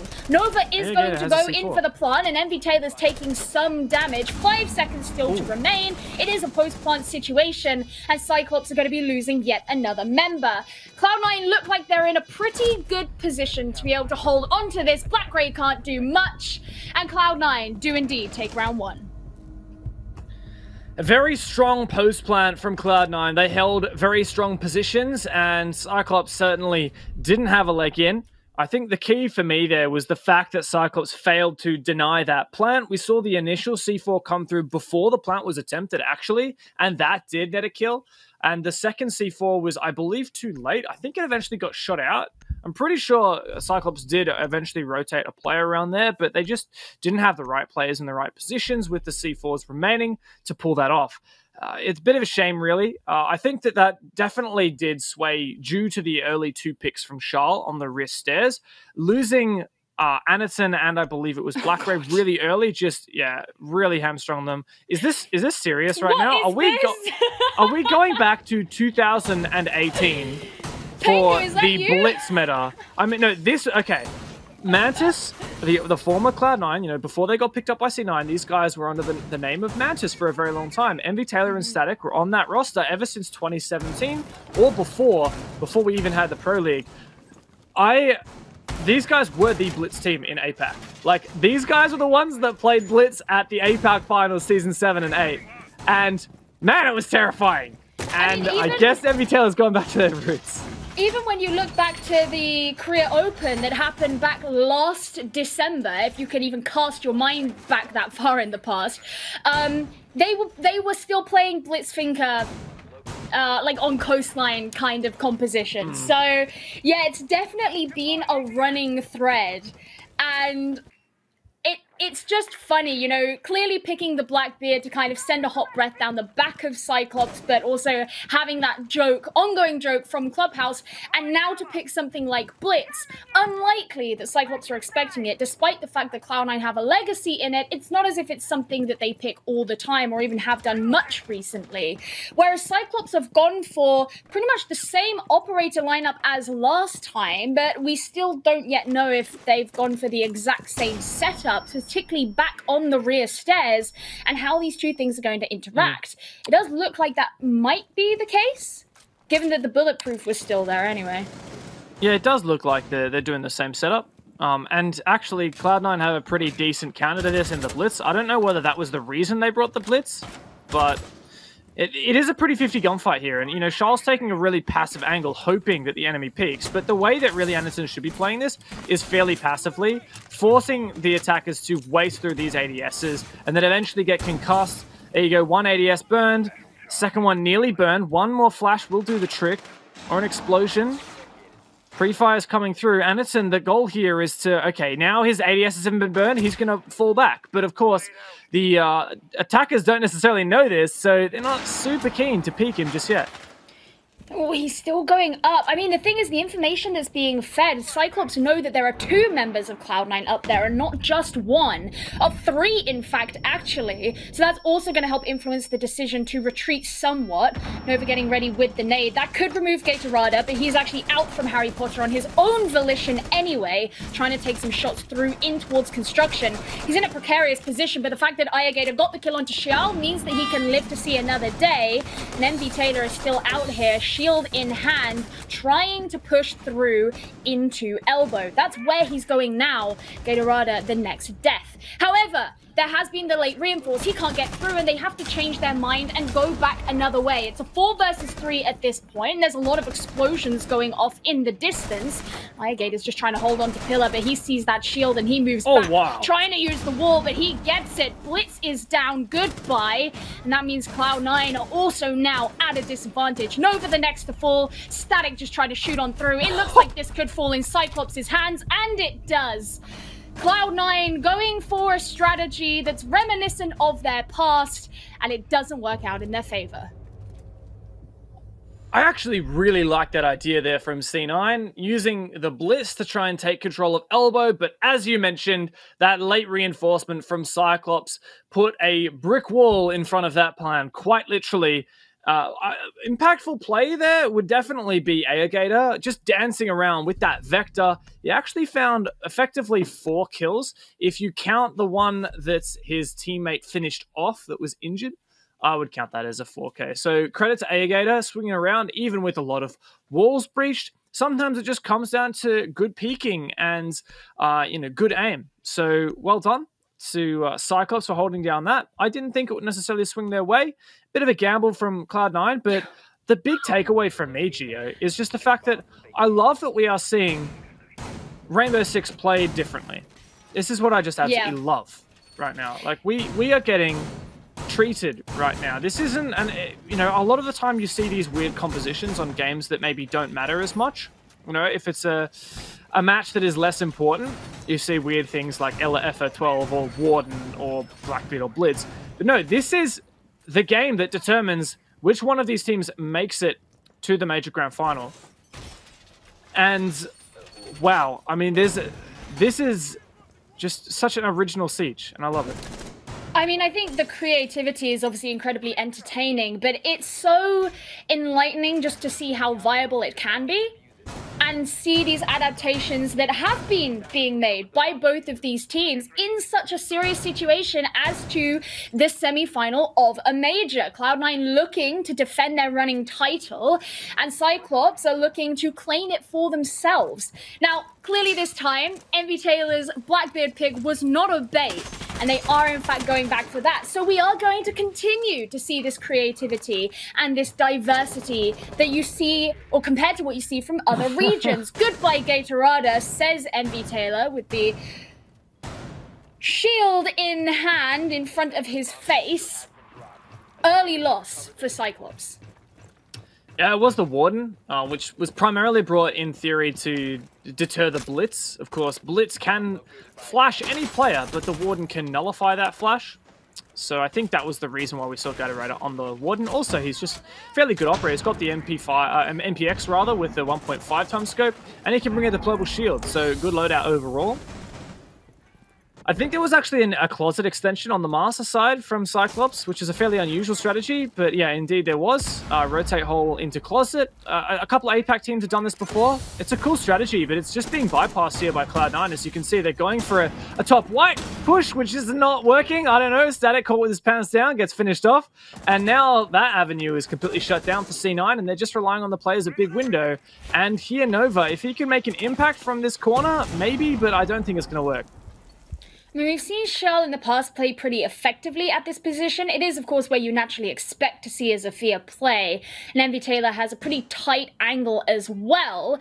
But it means, as you say, there's a lot of attention spent there. Now, I quite like this sneaky attempt from Harper because, you know, now he's opened up Attic. Aniton, his attention is being spent elsewhere. But actually, he was looking down the hatch and was able to dispatch with Black Ray, who is downstairs, and that's going to cause Aniton to have to watch his flank as well. But there's the kill from him. He manages to get his revenge. Once again, we're seeing just Nova remain. This is a situation that we found Cloud9 in the past a great many times. And going up against 3 members of Cyclops could be a tall task. Yeah, at this point, it's almost over. There's basically no way that Nova can get back into this, but he's going to give it a crack. There's no economy to try and preserve, so he may as well. 3-1v1 gunfights is what he'll need, but he doesn't even see Gator. And, well, the SAS operator cleanly takes off his head and takes the round for Cyclops. A nice retort now for the Japanese. We've found 2 back-to-back rounds on the opening here of Oregon. And remember, this is do or die. They are playing on Cloud9's map pick for all the marbles. Yeah, this is interesting because Cloud9 have been going for these different kind of compositions. We discussed the creativity and the diversity in that last round. And yet, so far, it's not necessarily swung too heavily in their favor. They've got 1 round on the board. We're still very early on, and Cloud9 are on the attack. This is a bit more normal for Cloud9. Going for a Lion, that is definitely an operator that they like to keep in their back pocket. And I'm very intrigued to see how this is going to work out, because once again, we don't have sort of the regular idea of what you would necessarily expect to see. Not completely anyway. It's natural to see the 2 hard breaches be brought for this site. But, not necessarily always expect to see a Thermite as one of them. But yeah, I want to see how this line works out. Yeah, we've seen the Thermite picked every round now, and just, I guess it's a personal preference thing for Harper over the Ace. Though he did play Ace every round on Clubhouse, so maybe it's just an Oregon-specific thing. I do really like that Envy Taylor here has actually played a different operator every single round thus far. It was Yana, Blitz, Blackbeard, and now Lion. Truly, he is that flex operator, or that flex player on his team, picking whatever he thinks is going to benefit them the most. And I can definitely see this Lion bearing some weight on the round. Cyclops are a very loose team. They like to play off of each other. They like to go for refrags. And you can really shut that down, or at least attempt to suppress that with some good E1Ds.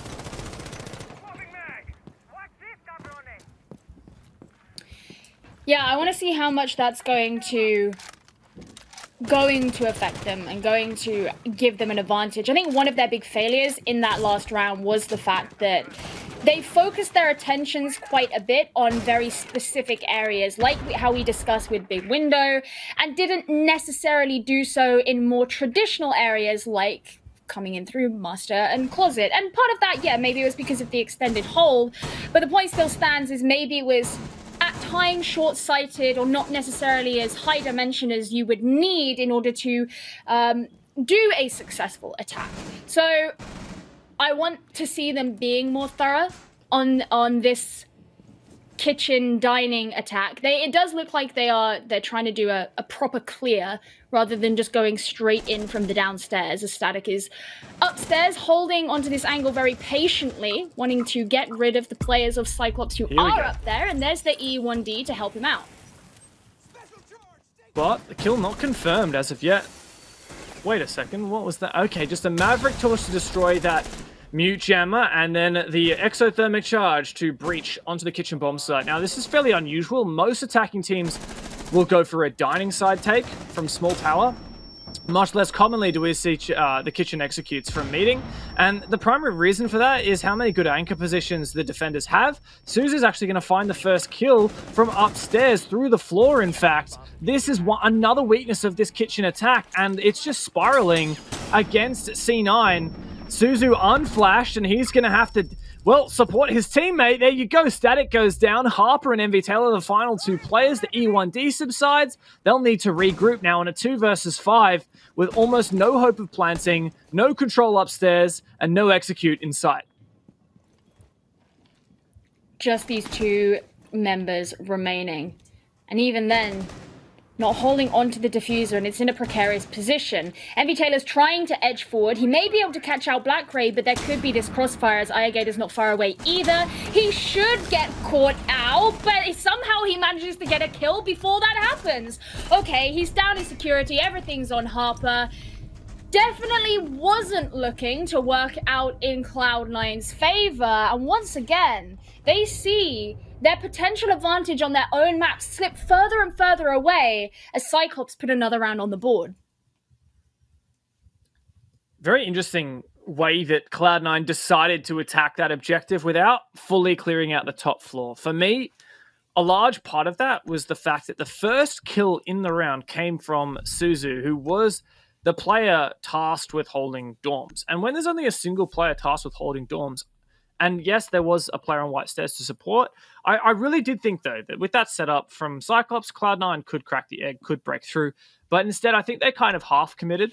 There was a moment in that round where an E1D, we were spectating Suzu, the Jaeger, playing in dorms, in kids' dorms specifically, and the E1D went off, you were casting, and I said, all right, here we go. And I was anticipating that E1D to signal Cloud9 executing onto that player and taking that kids' dorms control. But that's not at all what happened. Cloud9, I think, decided, look, guys, let's actually not try and push this kids' dorms player. Let's try and execute without, or maybe half commit, because Shah was the first one to die, no possible refrag, and they had no control above. And that eventually ended up being to their demise. Suzu found 2 kills from that position in total, and there was no way that C9 could leverage the top floor control to displace these players on the bomb site and in security, which is essential when you're going for a kitchen take. So overall, I would surmise that Cloud9 went for a take that I did not think they were prepared for. They do not look practiced well enough on that kitchen take, and I would rather have seen them go for a dining take instead. I agree. I think it looked a bit messy, but this is the third time now that we've seen this site be adopted, and it is the third iteration of a composition that we've seen from Cloud9, who have decided to bring Finka alongside the Blackbeard in order to attack it. Now, you can tell that Cloud9 are being cognizant of potential roams and potential off-site play, as Static has positioned himself over towards dining and trying to get some kind of peek hole. But once again, Cyclops are also holding on to the same kind of attempt that they did before. Anaton on the rear stairs, protected by the ADS, having the mute jammer, having the Grishmot, and having the bulletproof. There's the first adrenal surge, but not much action to follow up. Really curious here from Cloud9, the decision to commit to both the Blackbeard and the Finka, and thus bypassing the Maverick, which is the only gadget denial or wall denial counter that we see at all from Cloud9, and thus that means that there is just no way that Cloud9 could get rid of, for example, any mute jammers on walls. And it still looks like I don't think Cloud9 really have a decent way of addressing this wrist stairs push. Even though last time they simply burned through the two ADSs that were there. Now there are 3, so that's an adaptation from Cyclops. But Cloud9 just burned through the 2 ADSs and then got to work. And all the while, there's still Suzu off-site. Now he has been droned out, he's about to be executed upon. That's great, but that's also a lot of your flashbangs and a lot of time wasted, and you still have to deal with Anaton on the wrist stairs. I think Suzu's done his job here. Oh, absolutely. He's been that distraction that's been required to kill a lot of the time that Cloud9 would otherwise need in order to execute onto the site. They do still have all 5 players remaining. They could, in theory, push. They could get aggressive, but you never know what's going to happen between now and then. And it could also transpire that Cyclops are just in that position and better equipped to deal with it. Immediately, the frag grenade, of course, gets eaten up because of the 3 ADSs that remain, and so that utility is still there. Pushing down the rear stairs is going to be harder. Oh, yes. Harper's trying to hold from upstairs, and Anaton gets the kill onto Nova, evening things out, and now puts Cloud9 in a position where they have 30 seconds left and are still no closer to making an execute. Xiao finally brings down Anaton, and they're going to be jumping down the hatch as Harper looks around the corner for any kind of adversary that may be a threat to them, but they know they don't have much time to play with or many options. Static is moving round towards Elbow. He wants to be able to provide some kind of support for the rest of his team, but it's been reinforced off. Goodbye to the shield, and there's a C4 straight onto Harper. They have to get going with the plant, but they can't because Static is taken straight down. Cloud9 coming in the kills at the end, right in the last second. Secure themselves the round in a situation that, I'm sorry, but they had no right to win. Absolutely no right winning. The only thing Cloud9 had going for them was a 4 versus 3 man advantage with 7 seconds on the clock. And there was so much plant denial still present for CAG. In fact, the first exchange during that execute was Black Ray's C4 onto Harper. No doubt that player trying to get the plant down as Thermite. From that point on, Cyclops even found the next kill. So C9 effectively won that from MV Taylor and Charles in a 2 versus 3, and that got traded out into a 1v1 that Charles just won. And wow, if you're going to talk about MVPs, if you want to talk about impactful players, I've got to credit my big S-Dog. Big S-Dogger on the Zafir. Really, really just tapping heads today. Absolute credit to you. I know we got him in the interview yesterday. What an absolute mad lad. Just no F's given whatsoever. He's like, oh, we're playing the best team from Japan. Yeah, no worries, bruv. So you don't want to play Zafir? You should have banned it. Sorry, what? I said, you don't want me to play Zafir? You should have banned it. Good joke. Good joke, man. Good joke. Yeah, no, that was also, I'm absolutely going to overlook the fact that you just completely butchered my country's accent and then said that it was a British accent. I'm glad that you're going to overlook that, Gio. I really am. Thank you. Appreciate that.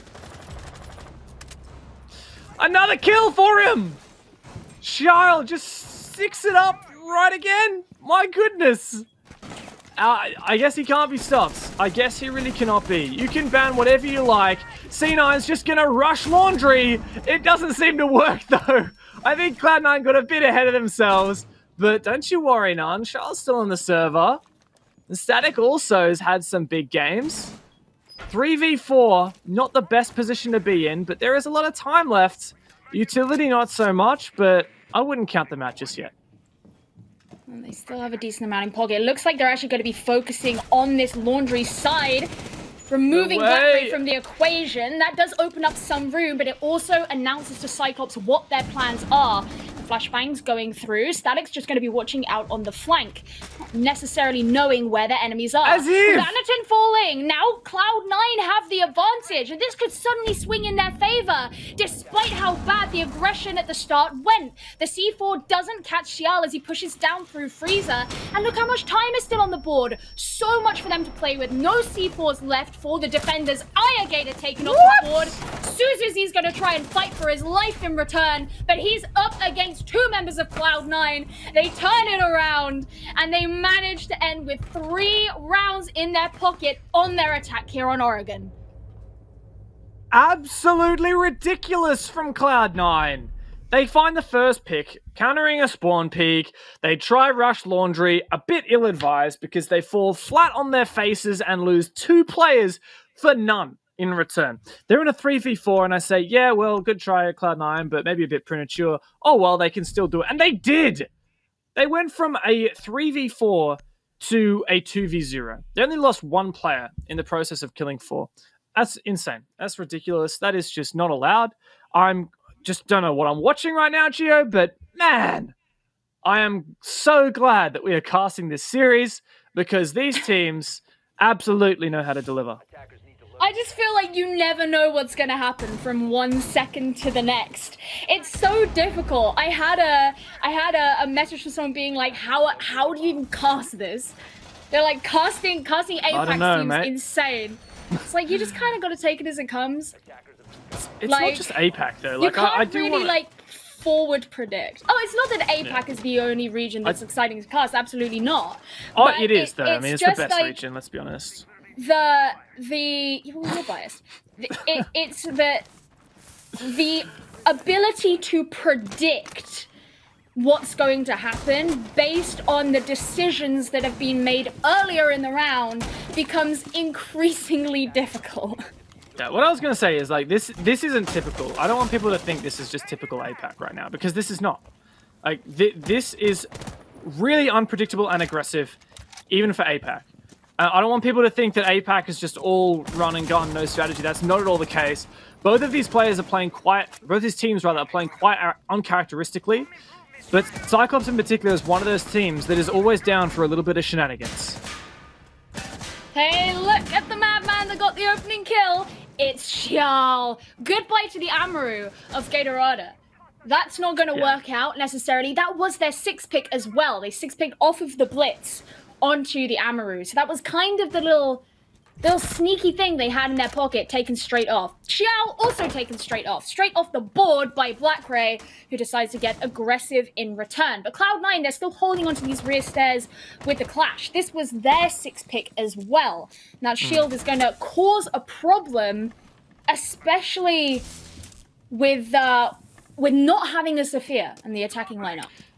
That's a fair point. There are flashes though, so you can still flush back that clash. And this is definitely something that Cyclops would be ready and expecting.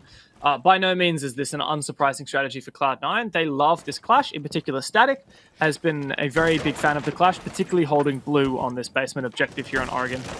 Oh, the adaptation from Cyclops though, they're going to change and seemingly go for a laundry-centric tack. Freezer will also be a point of contention. I just wanted to briefly touch on Gatorada. He's currently really struggling. You can see he's died 6 out of the 7 rounds we've had thus far, including this one, of course. And he hasn't found a single kill. Yeah. I noticed during the scoreboard when it popped up earlier, I was like, oh, that's a bit uncharacteristic. So he didn't find a single kill on defense. Admittedly, often Gatorada's on the back line, but the fact that he's died every round tells you, and got 2 assists, means those 2 assists means he's gotten into gunfights and lost them, and his teammate has refragged. So that's all right.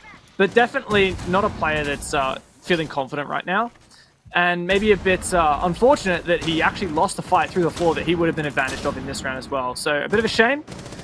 But we'll see. Hopefully he can do some work in the next round. Still more to go here, though, for Cyclops. You can see how Cloud9 have adapted their positioning to deal with this Freezer Laundry-esque push.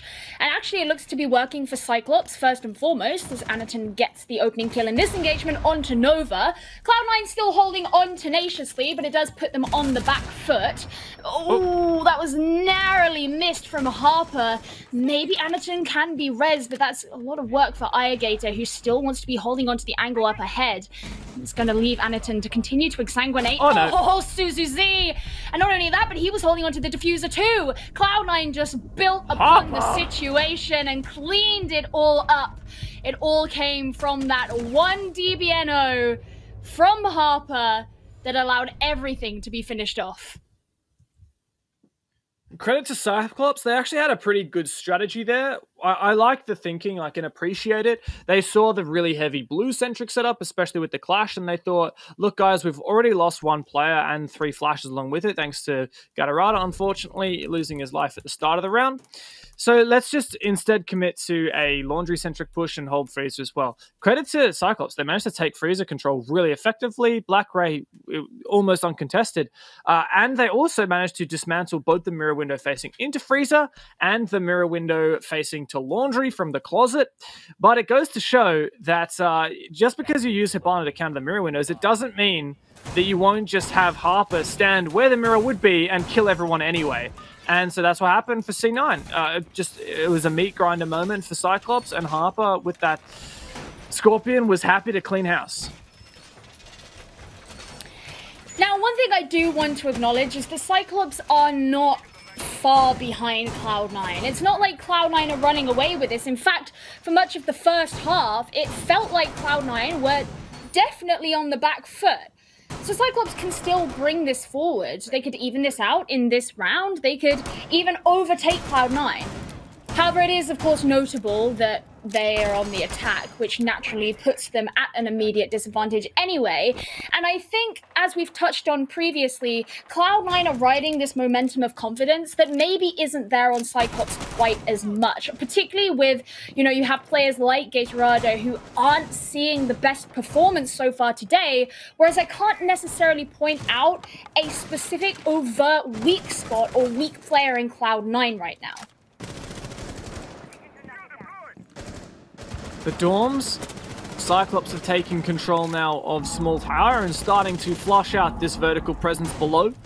It's actually a very old strategy in Oregon. Teams used to do this way back in the old Oregon. They would hold control in Kitchen as a defensive squad so that even if they lose this bomb site above them, kids' dorms, they can still deny plant with C4s. It also means that you're denying the attackers from, doing the same thing, using breaching charges or breaching rounds, I should say, from the Ash or grenades or something to try and kill players in dorms. And so it's Charles and Harper trying to hold on. Black Ray drones fourth. Drone actually not shot by Charles. He tries to take the gunfight instead, and that leaves the drone alive a bit longer. Black Ray's got a lot of info off that. Pre-fire comes out, but he knows he's vulnerable to 2 angles, so he doesn't want to commit. And it's just the constant dance around one another, waiting to see whose shots are actually going to land and commit to the demise of the other. So far, no one has won in that engagement or in that dance that I mentioned, as all 10 members are still standing with over the half the round already counted down. You can tell the Cyclops are trying to come in from a multitude of different angles, but they still fail to clear Cloud9 out of the positions off-site that they are holding. Finally, the first engagement comes through, or the first kill rather, and Gatorada gets his first kill of the map, and that's straight on to Envy Taylor. But there were still players from Cloud9 out and about, Harper notably. Black Ray's made his way up the white stairs and is trying to take in some aggressive shots, a smoke, but things fall down for Gator. Gatorada still showing up as he brings down Static, and Cloud9 are feeling weak, but Black Ray is also in that kind of position. Harper finishes things off as he comes back from his roam, and now Cyclops have got to figure out a way to actually jump into the site and make this work for themselves. As you say, Nova looking like he's in a pretty good position with a great shot from the SMG-11, and Aniton is just playing this very precariously, knowing he has to try and make the plant. Cloud9 looking to figure out how to deny this as he does get off the diffuser, but there's the attempt from below. Harper's been having a pretty good round so far. Aniton looking like he's actually going to commit to it this time, and they're getting very close. A nice kill from Suzy and Aniton to finish things off for Cyclops, and they do indeed even things out.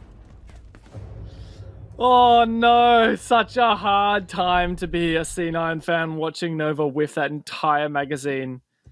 Man, that was very, very much back and forth. Very, very messy round. Thanks to, I think you could largely attribute that to the kind of attacking strategy that Cyclops is for. It's a very risky attacking strategy. It's the same one near enough that we saw from Cloud9 when they were attacking dorms, bypassing your more typical master bedroom in through closet, execute onto games kind of take, and emphasize instead big window and top white control. Now, what's funny is that I think it was Black Ray at top white he was basically gifted control of top white, for one. And Cloud9 already had placed a deployable shield there facing to Games, which completely covered Black Ray's flank. He could not have asked for a better position for him to hold. It was just amazing. Until that smoke grenade from Anderson came up and completely blocked his vision, and he got absolutely destroyed. So unfortunately with that smoke, fortunately Anderson, I guess, made up for it by planting the diffuser and helping to win that round for his team. A very unlikely round for Cyclops, but credit to them. It's almost impossible to analyze things as chaotic as that. And that's the thing about these teams, in particular Cyclops. They thrive in chaos, and that's the kind of environment that they try to create for themselves. It's the thrill of the adrenaline rush. I suppose it's the thrill of competing as well, and competition is definitely what we are seeing on this map particularly, knowing that at the last major, these two teams ended at a 7-3 scoreline for Cloud9. That's definitely not going to be re-emulated here because, well, Cyclops have already surpassed their side of that bargain. And knowing how much of a map favor this is towards Cloud9 and seeing that Cyclops are holding on and proving their worth in it does kind of, make you wonder if things are going to be as definite as we maybe expected. Suzu creeping in through towards the kitchen. Harper is on the roam, and he can find himself being caught out if he doesn't know the position of the Amaru. Suzu having to back off because of the Grishmot affecting him. We've seen some minor adaptations in terms of operator lineups on both sides. Static playing the mirror, and that's going to enable Harper to play a bit more aggressive here in kitchen. I quite like that. In fact, he's actually alone this time. He doesn't have Charles to help him. But I believe that mirror window may well get hard to Selma's. Great adaptation. Mid-round change from Cyclops, and that forces Harper off the position. Really great move there from CAG, and the adaptation of their own is Suzu playing the Amaru. Now, if you were an EUL fan, you might remember one specific round during Stage 2 of the European League. A cute little team from the region of France called Tempera played against a very prestigious team known as G2 and made them look like amateurs with this beautiful Amaru rush through kids' dorms that we're about to see replicated right here by Suzu. He's getting ready. Come on, just no way! Goodbye. No way! Oh, he was holding on, he was edging on it, and Xiao said absolutely not. And now it looks like it could be disaster. Aya gave a very quick reaction there to deal with Harper. Does even out the man count, but even so, the aggression just keeps on raining in. And Cyclops once again find themselves in a situation where their Amaru plan did not work out. A beautiful shot there from Gatorado, who seems to have found his momentum. And now you can see the pressure placed on Envy Taylor and Nova, as once again they have to deal with more attackers than they have defenders. Oh, that was a 3 versus 3. Charles did not need to push that. 3 versus 3, where we still have 3 gas babes remaining for Nova. Advantage squarely in Cloud9's favor until that happened. Now things have flipped. But can Cyclops get this job done? 20 seconds left on the execute. Gator pushes up the white stairs, but he's gassed off. This is going to come down to Anderson coming from the main window. Envy Taylor trying to hold on. And the gas has also come through. Envy Taylor cleans up the player on the white stairs. This plant trying to go down, but there's no more gas left. Nova has to peek this. He doesn't have vision. Gatorada goes down. It's all in Anderson's a clutch. He can get the diffuser down, but Envy Taylor finds the final kill that's required to put this round to bed, and Cloud9 once again retake the lead. Pulled it back in their favor. Wow, that round made me sweat. Just the over-aggression at the early part. As you said, Xiao didn't necessarily need to get that aggressive. And you can tell now for the last 2 rounds in a row, when they've got to this point where Anaton is making that plant and there's very high pressure, you can tell that Nova doesn't want to be overzealous. You can tell he doesn't want to step into the unknown and get himself executed, all just to have the round lost. Envy Taylor, the positions that he was playing in and how he was playing around the wall in games room allowed him to set up that final situation. But when things are that pressurizing, sometimes you just want to see the aggression, even if you know that it's not going to help. And in that instance, Cloud9 knew it wasn't going to help if they went into the unknown like that. They had time and they made it work. Interesting 6 picks here. We had the Nomad teased out going to a Twitch, and the Castle teased out going to a Clash. Now, I'll address the Nomad first. Nomad is an operator that is great for countering roams and flanks, which we haven't seen much of from Cloud9. Yeah, we had, what was it? I can't remember. No, actually, there wasn't any roaming on that Laundry supply room defense. It was a full site, except for the player who died getting spawn peaked. I can't remember who that was. And then from Cyclops' perspective, from C9's perspective, the castle you would usually use to enable a roam, which is kind of coincidence since that was what Cyclops teased. But both teams ended up just going back to their normal picks on this bomb site. For Static, it's that Clash, and for Suzu, it's the Twitch to get rid of any mirror windows and potentially try and clear out some of this other util. So I like the fact that these teams just use their 6 picks because they can. Like, they're not necessarily doing anything with them, but why not? You know, you have the functionality, why not do it? Yeah, and it also makes it exciting and fun. Yes. Because it means you can't trust what they pick in the pick phase. You see something and you don't want to fall into the trap of believing that's what they're actually going to play. Well, down to Laundry, and as you mentioned, they are going back to where they feel comfortable as far as operators go, as far as what we've seen from them before. This was a round that back in round 7, or a site I should say, back in round 7 that Cloud9 were able to win, and they made a pretty good adaptation figuring out how Cyclops were changing their own attacking strategy, altering things from going from construction in the rear stairs all the way to Freezer and Laundry, and with Cloud9, particularly Harper most notably, getting the DBNO onto the relevant player on Cyclops. It was Anaton, if I remember correctly.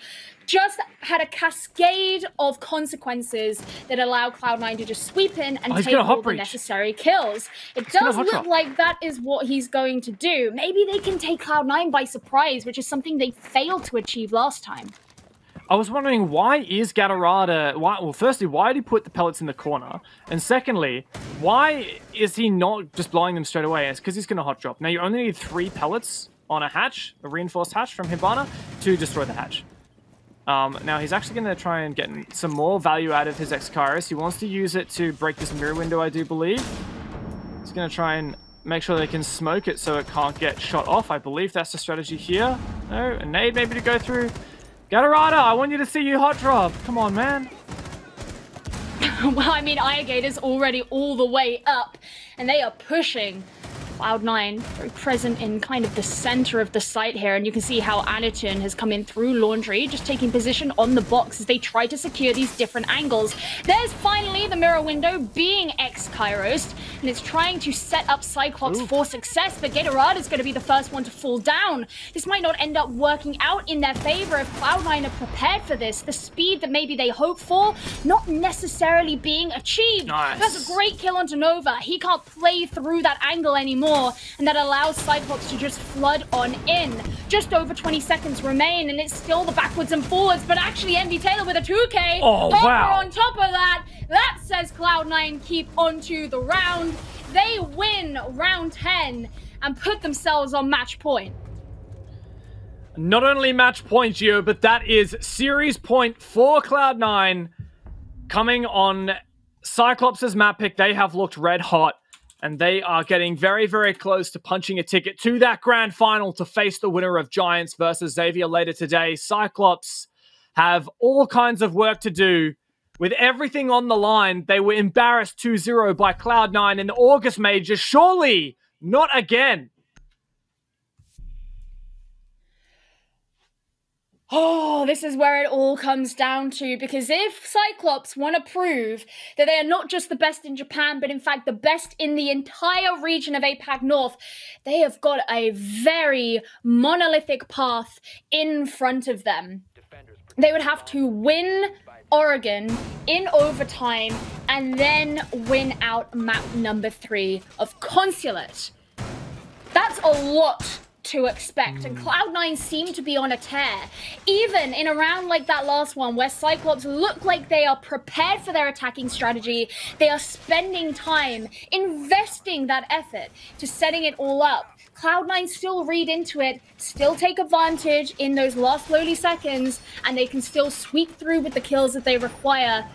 to put the victory in their pockets. And now they're heading over to a site that we don't see much of compared to the others, Meeting in Kitchen, and we're also seeing operator choices which are maybe a bit more orthodox compared to what we've seen for the rest of the series, but it comes back to what I said earlier on, what we said yesterday. MV Taylor playing this Mozzie, it's been a real good formula for success for this team. How much does Cyclops feel like they can take advantage of this round? It all comes down to this. This might be the final round for Cyclops in this tournament. They've taken a lot of ground very quickly. A pace that we so typically see from this team. Black Grey aggressive in the showers hallway. AEG to cut off that laundry cross. Rather the lobby cross. MV Taylor on the receiving end. A 2.0 KD at the moment. And we know how much damage he can do on the Mozzie. You said it. We saw it yesterday. MV Taylor just roaming, being that little pest that he is. In garage at the moment. Who knows when he will strike. He's already blown his C4 for nothing.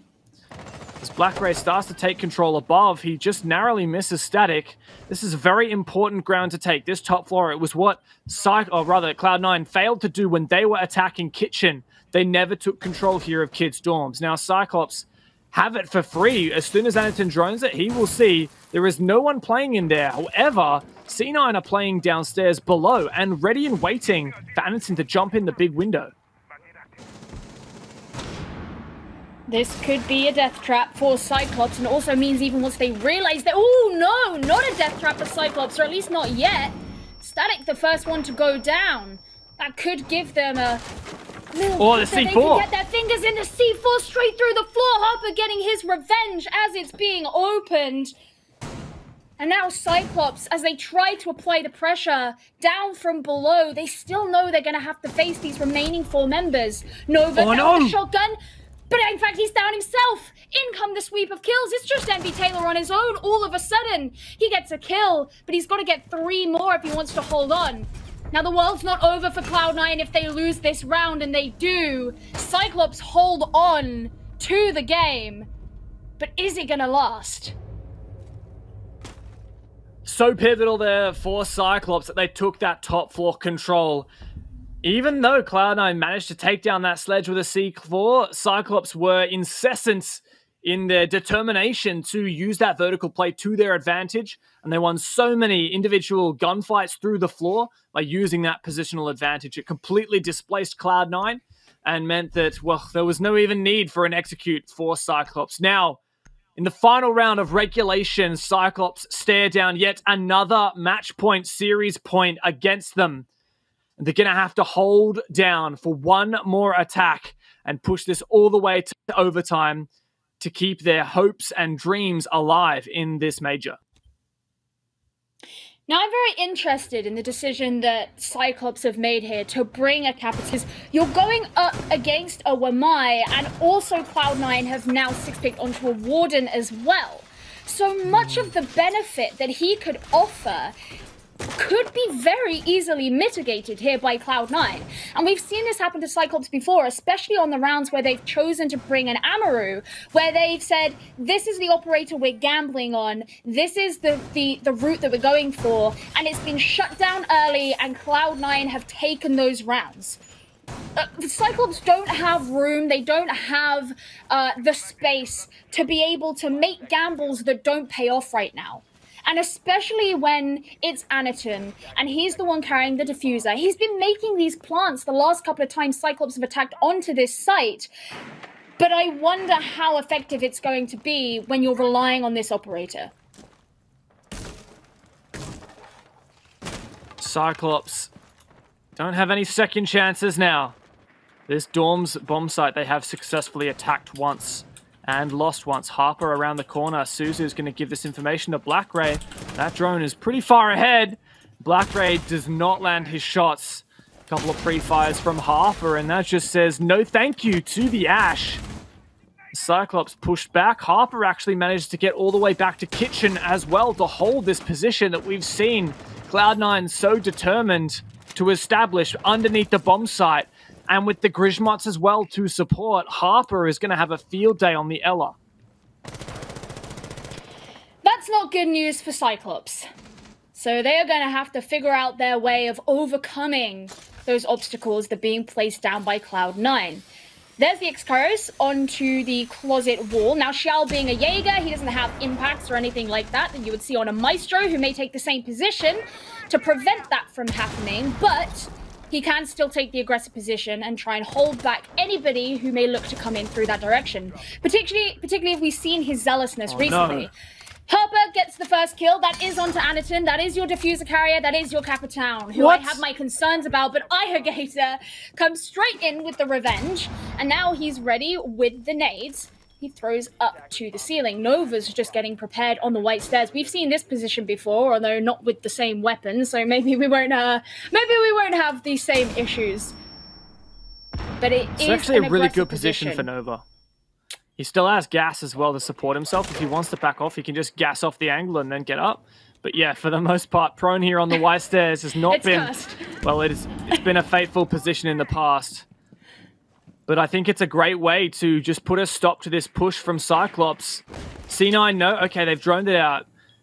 Almost missed him, actually. But C9 know that Cyclops goes for these big window pushes with white stairs in conjunction. They don't really favor Master whatsoever. But that said, Gatorada did breach on Master. So Cyclops have kept their options open. Just 35 seconds left. Still prone on the white stairs. Black Ray doesn't know about it. The shotgun lands, but not enough to get the kill. Indeed, the white stairs curse continues. And Black Ray continues to march forth. 20 seconds left until Cyclops may make this work. Shoal for 2 big kills. It's all on Suzu C, but Shoal closes down. The MVP of the series steps up massively and takes Cloud9 all the way to the major grand final. Cyclops Athlete Gaming may be the kings of Japan, but really, James, what is a king to a god? Cloud9 are ready to defend their title, and they've proved it very much here today, just how worthy they are of being in that grand final. What an absolutely insane game. One of the most entertaining ones we've seen of the stage, I think it's fair to say. And Cloud9 are going to be feeling very good about that victory. An incredible game, back and forth. The 2-0 scoreline certainly doesn't do justice what we have just witnessed. Wow, Cloud9 go from struggling against Guts in the quarterfinals to taking down Cyclops in the semis. An insane game. But Cloud9, they do have a chance at being the double champions back-to-back after the August Major. It's time for the November Major. And my goodness, Cloud9, they're back in shape. I'm sure that you guys on the analyst desk have a lot to chat about. We'll leave it up to you. Thank you so very much, James and Gio. And